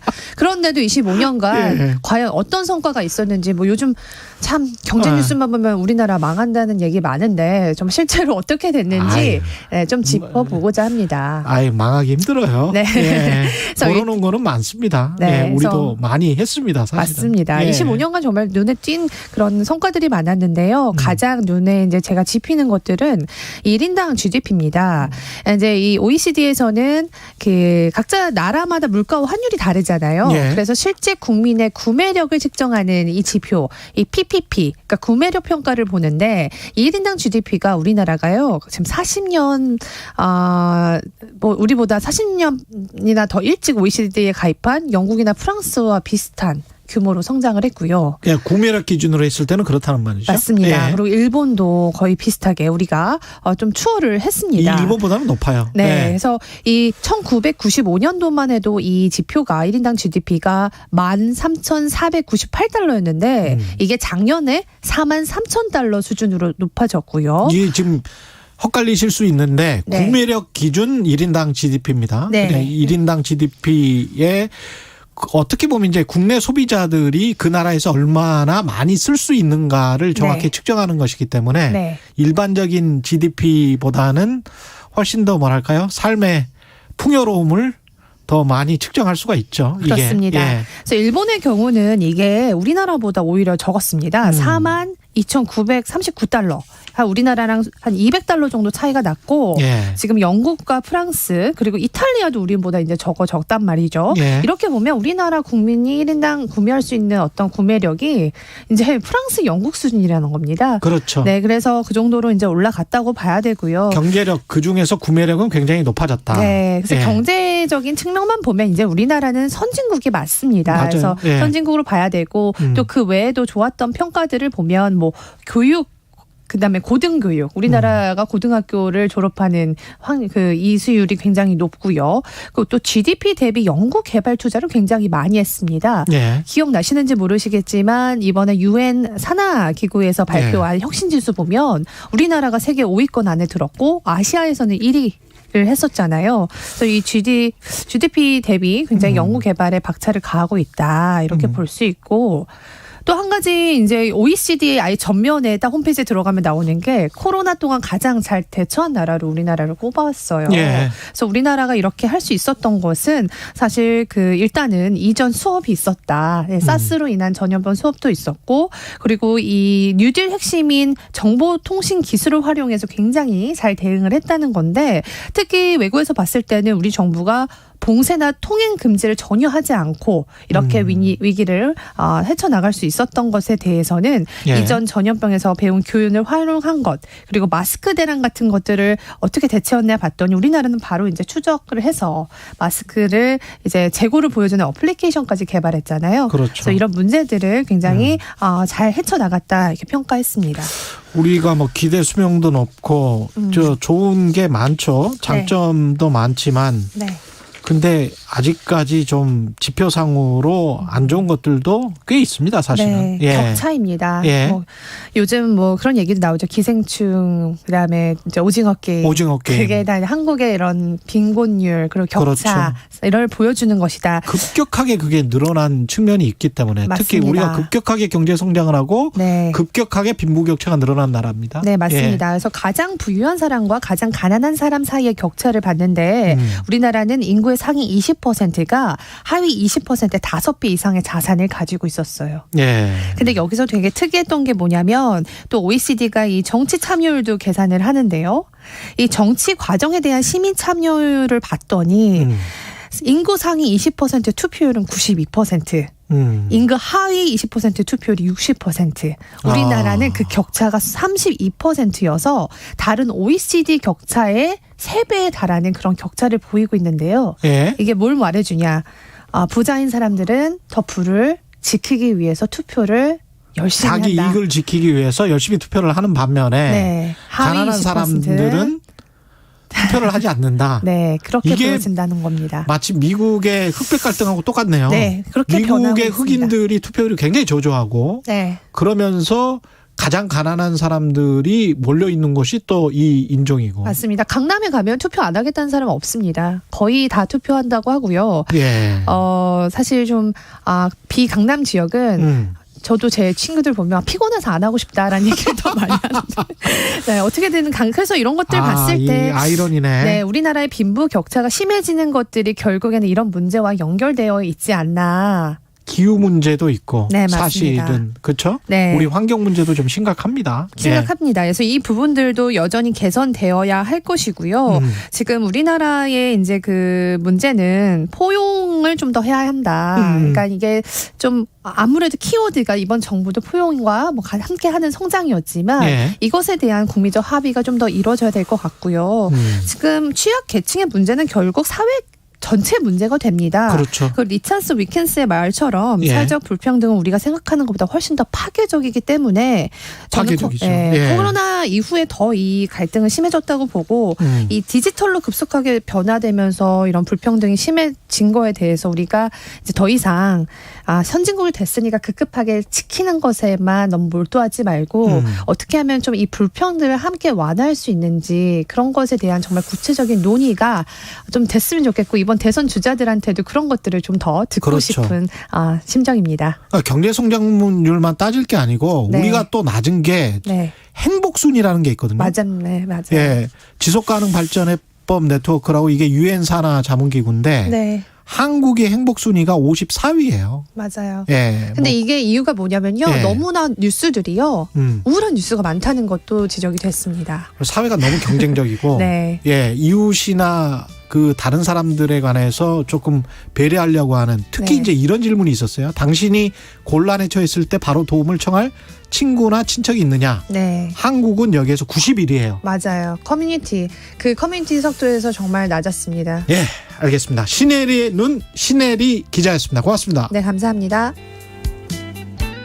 잠시 후 8시 반부터 일부 지역국에서는 해당 지역 방송을 보내드립니다. 그대가 돌아서면 두 눈이 마주칠까 심장이 바운스 두근데 여러분의 심장이 바운스 될 만한 경제 정보만 전해드립니다. 안 들으면 손해, 들으면 진짜 유익. 홍사원의 경제쇼 오후 4시 5분입니다. 밤새워 준비 한순에 깬다. 확 깬다. 주진우 라이브는 시사 프로그램의 한계를 확 깬다. 깨는 시사, 깨어있는 시사. 매일 오후 5시 5분 KBS 1라디오 주진우 라이브. 지금 시각은 8시 30분입니다. KBS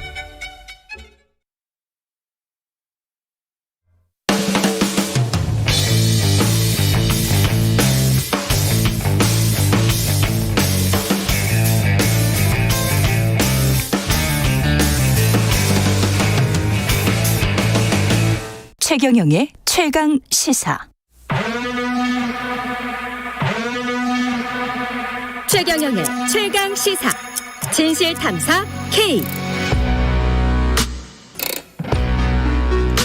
네, 뉴스 속 사건의 진실을 깊이 있게 파헤쳐보는 시간 진실 탐사 K입니다.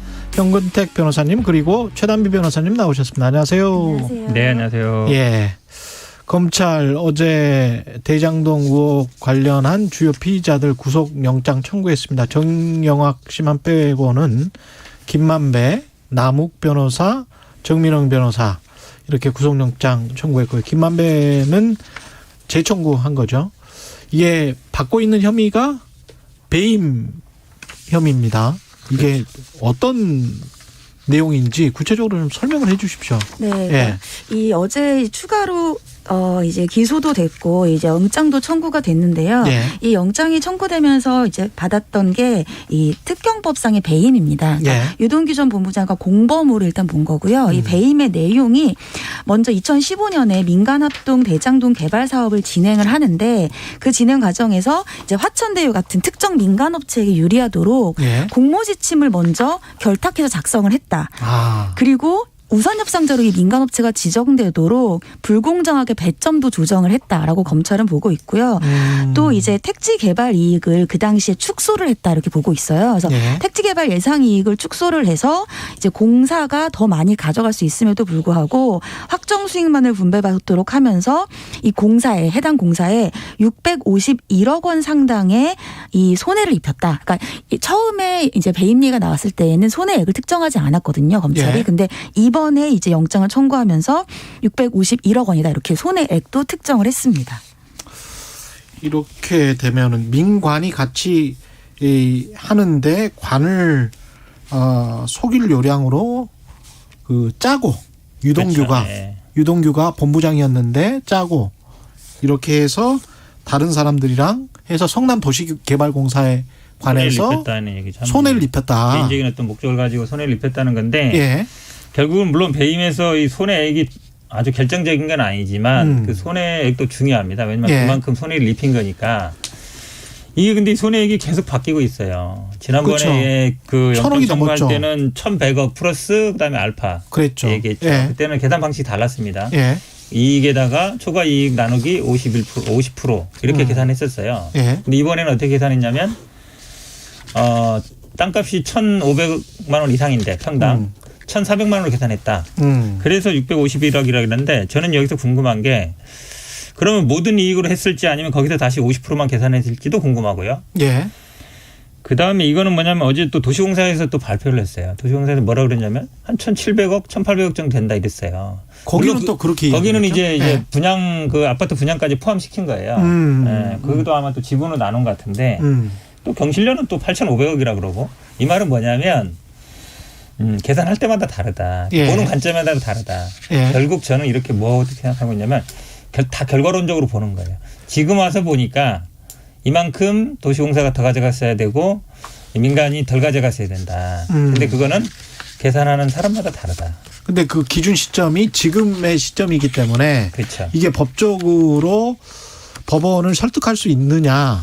그게 관건이죠. 한마디로 얘기하면 이제 민간에서는 경영 판단이라고 그러고 공공에서는 정책 판단이라 그러는데 같은 거거든요. 근데 검찰 기소장에도 택지 개발 예상 이익을 축소했다는데 이렇게 되면 예상 이익을 이 사람들은 완벽하게 알았다라고 지금 돼야 되는 그러니까 계산 방식이 1,500만 원 이상인데 평당. 예. 그 당시에 1,400만 원으로만 잘랐다는 거잖아요. 그렇죠. 1,400만 원으로만 봤다는 건데 예. 그럼 그 당시에 그 1,500만 원 이상이 된다라는 게 확실했대야 되는 거거든요. 거의. 그렇지. 예. 그 논리가 성립돼야 되는데 그렇죠. 그게 과연 되겠느냐. 근데 결국은 제가 보기에는 다 똑같아요. 어떤 식으로 계산하든지 간에 금액은 계산을 할 수 있어요. 누구든지. 근데 그게 당시 기준으로 판단했을 때 그 확실한 거냐. 가정과 전제가. 그렇죠. 그게 제가 보기엔 그래서 지금 650억 최하라고 하지만 또 지난번 영장엔 1,100억이라고 그랬고 도시공사는 또 법률자문 한 데는 1,700억, 800억이라고 그러고 또 경실련은 8,500억이라고 그러고 이게 계산할 때마다 다르거든요. 사람마다. 예.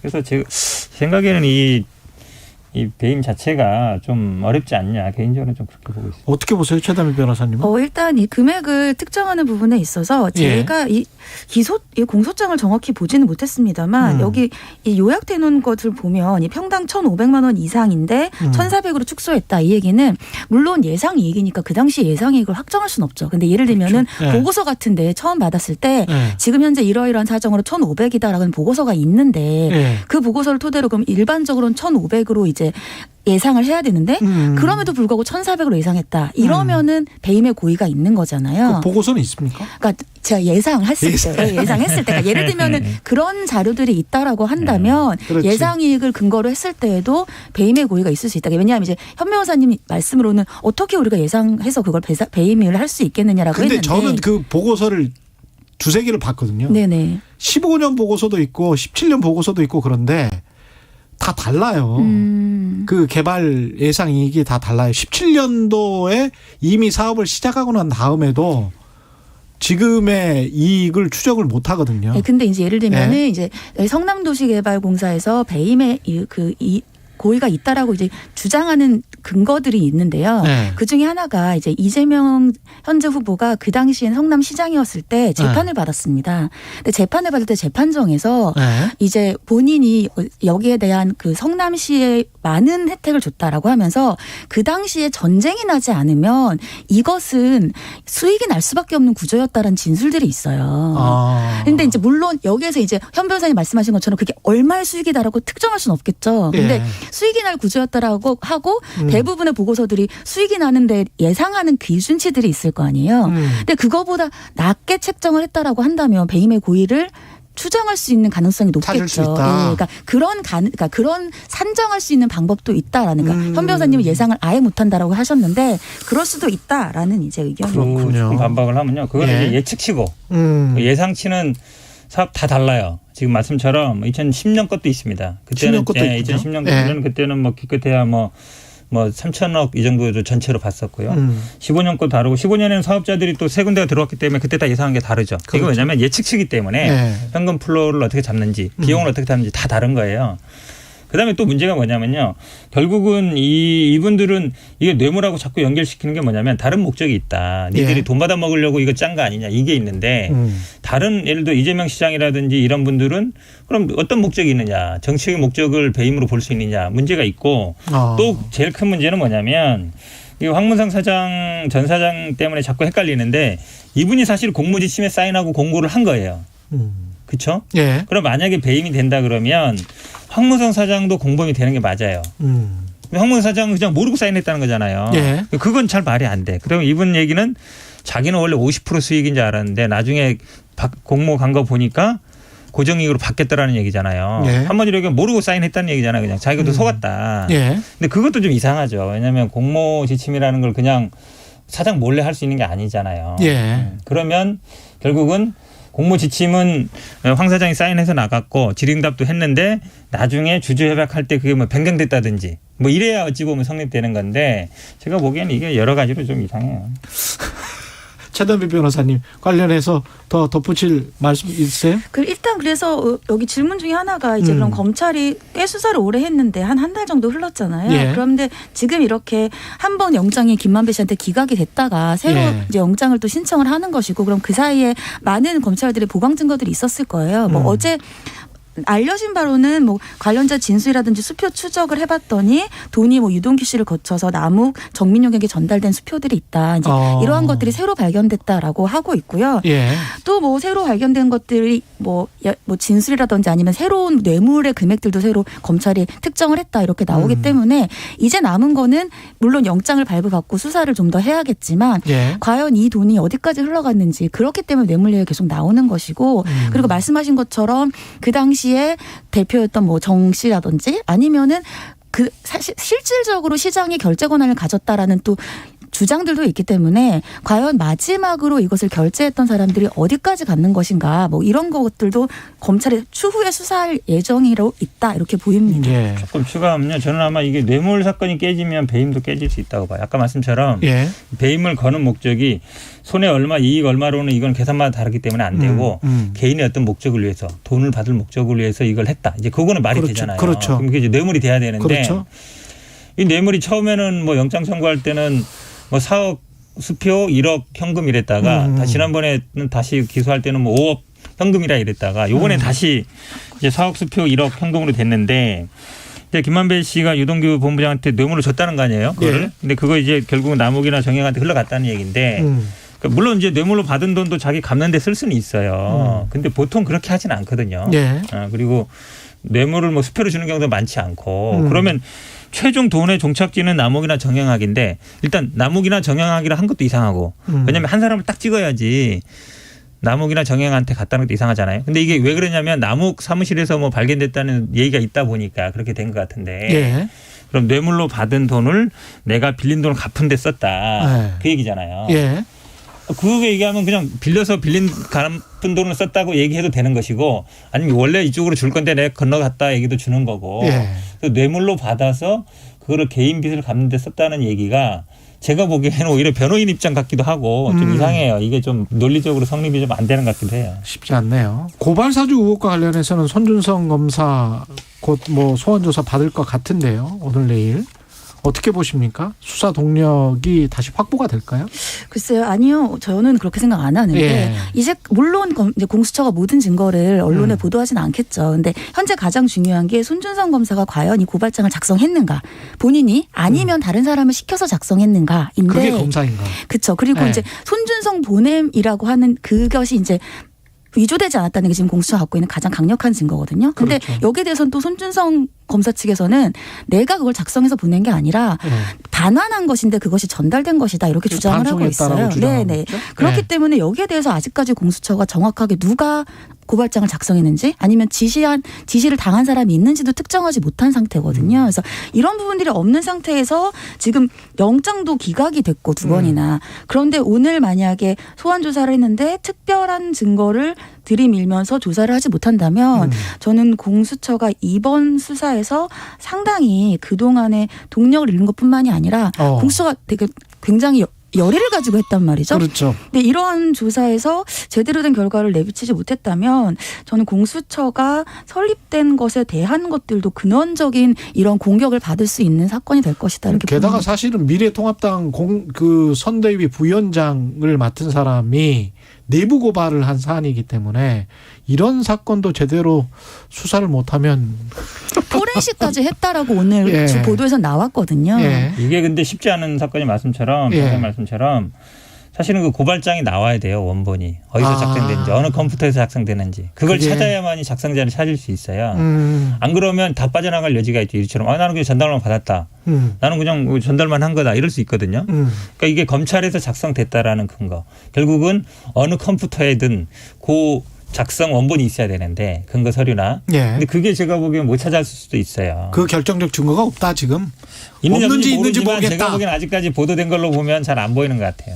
그러니까 결국 지금 나오는 거 보면 그 판결문 원본을 뭐 조회한 사람 이 정도만 나오는 거잖아요. 그러니까 그분이 했을 가능성은 있지만 왜냐면 그분도 그럴 거 아니에요. 나는 판결문만 조회해서 줬다. 그렇지. 그렇게 말할 수 그렇게 있죠. 날 그리고 나는 전달해 줬고 작성한 거는 손 검사가 했을 거다 얘기할 거고 손 검사는 자기는 뭐 누구한테 받았다. 전달만 했다. 이렇게 나올 수 있어서 이게 참 미궁으로 빠질 가능성이 있습니다.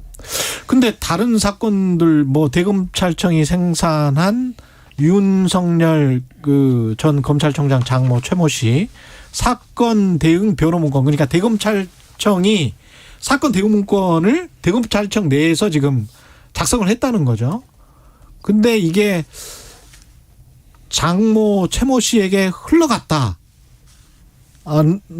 이거는 또 문제가 다른 거 아니에요? 뭐 고발 사주랑 비슷한 거죠. 고발도 시키고 고발 조사도 하고 이거는 그렇죠. 뭐냐면은 검찰이 조사하는데 한쪽에서는 변호인 역할을 하는 거잖아요. 대응 문건을 만든다는 거는 장모 입장에서 그러면서 피고발인한테 피의자한테 그렇죠. 흘리고 그 핵심적인 거는 이제 검찰이 갖고 있는 정보를 예를 들어 그 사람에 대한 정보라든지 뭐 고발한 사람이라든지 이런 사람들이 결국은 이게 아마 성남 그 땅 사건에 대한 것 같은 4개 사건이 있었는데 그중에 고발한 사람이 있을 거 아니에요. 고발한 사람이 처벌도 받고 수사받는 게 있단 말이죠. 그렇죠. 그런 정보가 결국은 장모 측에 흘러간 거 아니냐. 그러면 이게 심각해지는 거잖아요. 그럼 심각해지네. 왜냐하면 고발한 사람에 대한 정보가 흘러가는 거기 때문에 검찰이 한쪽에서 수사하고 한쪽에서는 변호인 역할을 하고.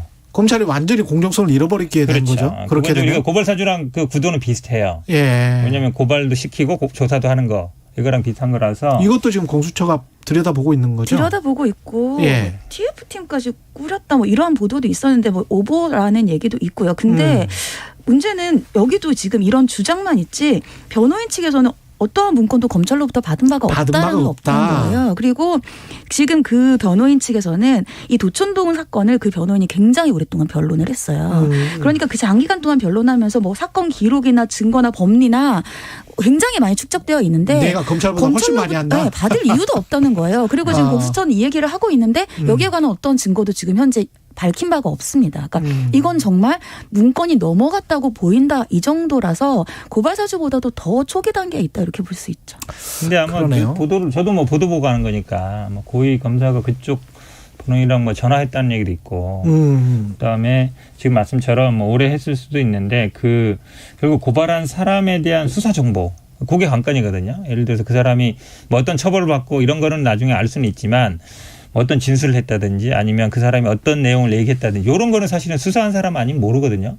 물론 피고발인 입장에서 고발당한 사람 입장에서 조사받으러 가서 내용도 들을 수 있고 그다음에 재판받으면은 그 수사 기록을 다 볼 수 있으니까 그래서 그걸 알 수는 있는데 과연 그 이상의 정보가 흘러갔느냐 그게 중요하죠. 검찰은 아는데 변호인이 모를 수 있는 정보. 근데 이제 이 문건 같은 경우도 당시에 이제 대검 관계자가 또 진술을 한 게 있어요. 근데 대검 관계자는 그 당시에 이제 검찰총장이었잖아요. 윤 후보가. 그렇죠. 그러니까 검찰총장인데 검찰총장의 그런 가족, 이 장모 사건이 이제 검찰에서 수사를 하다 보니까 그 당시 언론에서 이제 공정성과 관련된 얘기들이 굉장히 많이 나왔다는 거예요. 그래서 대검에서 이제 국회나 언론에 이제 대응을 하기 위해서 이제 여기서는 오보 대응이라고 이제 대검 관계자는 얘기를 했는데 오보 대응을 하기 위해서 공적인 목적으로 문건을 작성한 거지 이게 어떠한 이 장모를 위한 변호와 관련된 문건이 아니라는 겁니다. 그러니까 그 문건의 내용을 저희가 알아야 될 것 같아요. 왜냐하면 정말 그 문건의 내용이 공적인 문건이고 오보 대응이라면 문제가 없는 건데 거의 변론식으로. 그러니까 변론식이라면 그러면은 그게 문건이 흘러 들어갔다면은 그러면 이제 말씀하신 것처럼 공수처에서 수사를 할 만한 이유가 되는 일이고. 거겠죠. 그러니까 그래서 그 관련된 문건의 내용이 뭔지를 좀 구체적으로 봐야 될 것 같습니다. 근데 이제 이게 우연히 일치인지 모르겠지만 이게 수사정보정책관실에서 고발 사주도 그렇고 장모 사건도 그렇고 그다음에 판사 사찰 문건도 그렇고 다 거기서 생산된 거거든요. 근데 그게 말씀처럼 언론 대응이든 국회 대응에서 그런 문서를 작성할 수는 있어요. 근데 그게 과연 이제 흘러갔을 경우에 지금 고발 사주도 마찬가지거든요. 누가 될지 모르지만 그게 정당히 흘러갔을 경우 문제 되는 것처럼 이것도 만약에 이런 내용이 이거 장모측이 흘러간다. 그러면 그건 굉장히 심각한 문제가 되는 거죠. 그렇죠. 예. 좀 정리가 됩니다. 예. 두 분 변호사님 말씀을 들어보니까 좀 정리가 됐습니다. 오늘 말씀 감사하고요. 지금까지 진실탐사 K 현근택 변호사, 최단비 변호사였습니다. 고맙습니다. 감사합니다. 네, 고맙습니다. KBS 라디오 최경영의 최강시사 듣고 계신 지금 시각은 8시 48분입니다. 이 시각 출근길 교통정보입니다. 출근 정체가 서서히 풀려가고 있지만 곳곳으로 돌발 구간이 많아 여전히 정체 심한 곳들이 많습니다. 남해고속도로 순천 쪽으로 창원 분기점 부근 1차로에는 고장난 차가 서 있어서 부근으로 차량들 서행하고요. 중앙고속도로 부산 쪽으로 원창터널에서 원무 2터널 사이 1차로에서는 작업을 하고 있어서 부근으로 더디게 지납니다. 호남고속도로 지선 대전 쪽으로 북대전 부근에서는 사고가 났는데요. 2차로를 막고 처리 작업을 하고 있어서 유성나들목부터 10km 구간에서 정체 심합니다. 그 밖에 중부고속도로 하남 쪽으로 동서울요금소 6차로에서도 사고 처리 작업을 하고 있습니다. KBS 교통정보센터에서 김민희였습니다.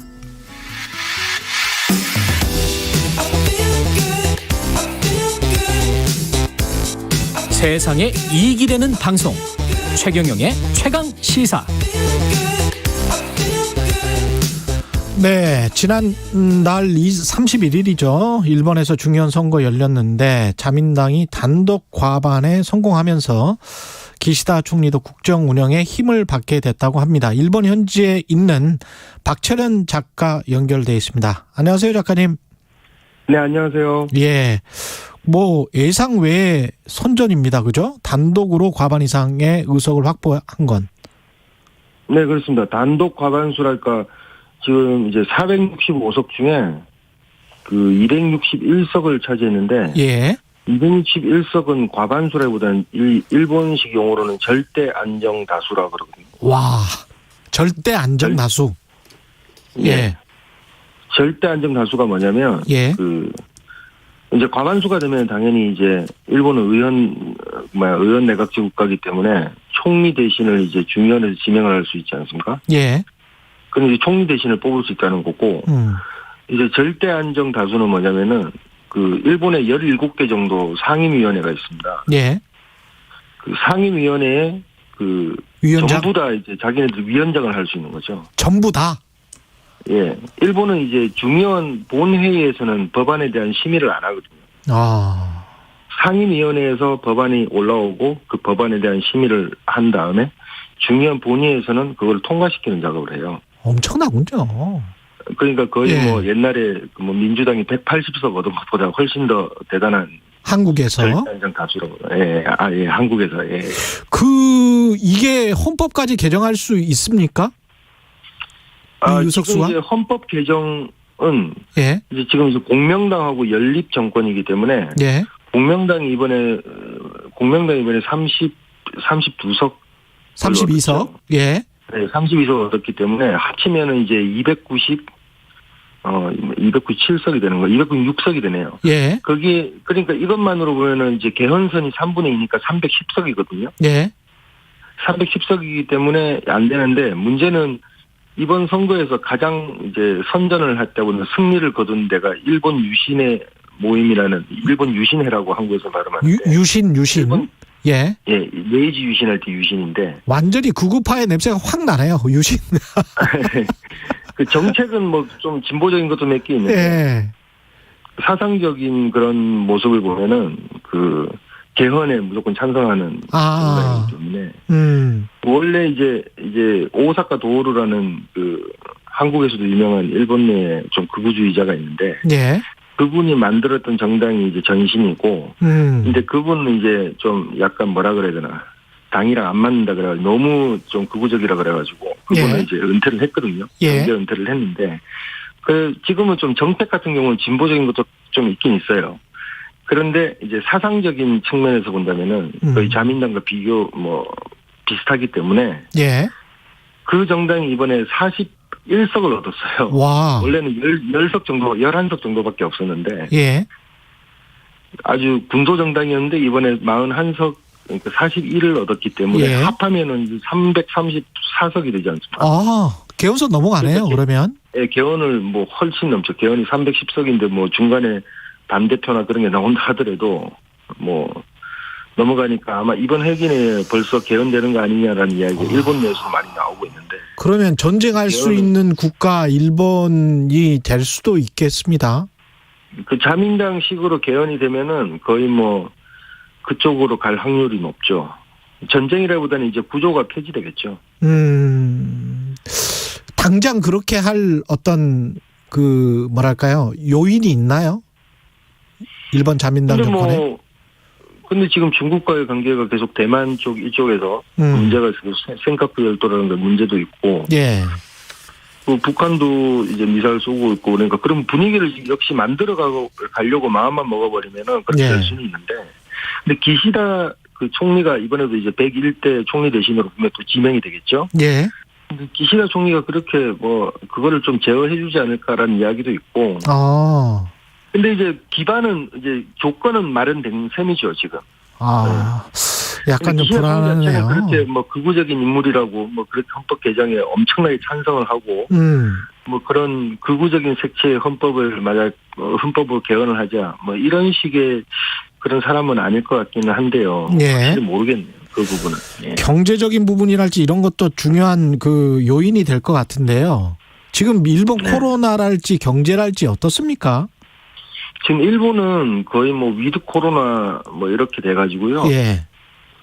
지금 뭐 하루에 PCR 검사하는 게 15,000건, 13,000에서 15,000 정도밖에 안 됩니다. 예. 그리고 지금 뭐 한국에서도 저한테 그런 얘기를 많이 물었는데 일본에서 왜 이렇게 코로나 환자가 급감했냐. 일본은 지금 상당히 코로나 걸린 사람 PCR 검사하면 양성 반응 나오는 사람 되게 적거든요. 200명, 300명 수준까지밖에 안 돼요. 예.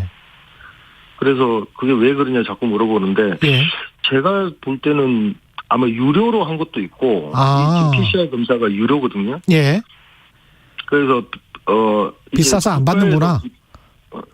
그렇죠. 이제 비싸니까요. 여기는 그냥 자기가 가서 자기 스스로 가고 싶다 그러면 의료보험 적용이 안 되기 때문에 한 뭐 15만 원, 한국 돈은 15만 원. 에서 뭐 비싼 데는 뭐 3만 원까지 30만 원까지 나오거든요. 천차만별입니다. 예. PCR 검사 비용. 그게 아무래도 좀 비용도 부담도 되고 그리고 또 하나는 걸린 사람 다 걸렸다고 보는 것도 있죠. 도쿄 같은 경우는 정말 뭐 지금까지 PCR 검사가 제대로 이루어지지 않았었기 때문에 도쿄 길거리에서 그 술 마시고 마스크는 전혀 안 쓰고 뭐 밤에 고성방 가고 그런 장면들 많이 목격되던데요. 유튜브에도 많이 올라오고. 예, 그게 그러니까 가장 많이 나왔을 때, 그러니까 올림픽 끝난 직후에 가장 많이 나왔을 적에 하루에 진짜 뭐 10,000명 뭐 도쿄에서만 뭐 2만 명 가까이 수준으로 나오고 막 그랬었는데 그때 검사량이 뭐 턱없이 부족했기 때문에 사실은 그때 숨겨진 감염자들이 많았죠, 사실은. 그러니까 그때 이미 걸린 사람도 거의 다 걸린 거 아니냐, 뭐 이런 식의 이야기도 많이 나오고 있고, 뭐 통계가 정확하게 잡히는 게 아니니까. 다음에 그 박찬현 작가님 통화할 때는 일본 경제에 관해서 조금 자세하게 여쭤볼 말씀이 많은데 지금 뭐 시간이 다 돼가지고. 근데 기시다 총리가 어제 되고 주가는 올라갔어요. 주가는 올라갔다. 700, 600 정도 올라가가지고. 알겠습니다. 뭐 경제적인 그런 경단년도 환영의 인사를 보내고 그래가지고. 약간 환영하는 그런 기사는 있는 것 같습니다. 안정적으로 자민당이 아무래도 경제뉴스를 주도해왔으니까. 경제 부분은 다음에 또 여쭤보겠습니다. 말씀 감사하고요. 알겠습니다. 지금까지 일본 현지의 박철현 작가였습니다. 고맙습니다. 11월 2일 화요일 KBS 1라디오 최경영의 최강 시사였습니다. 고맙습니다.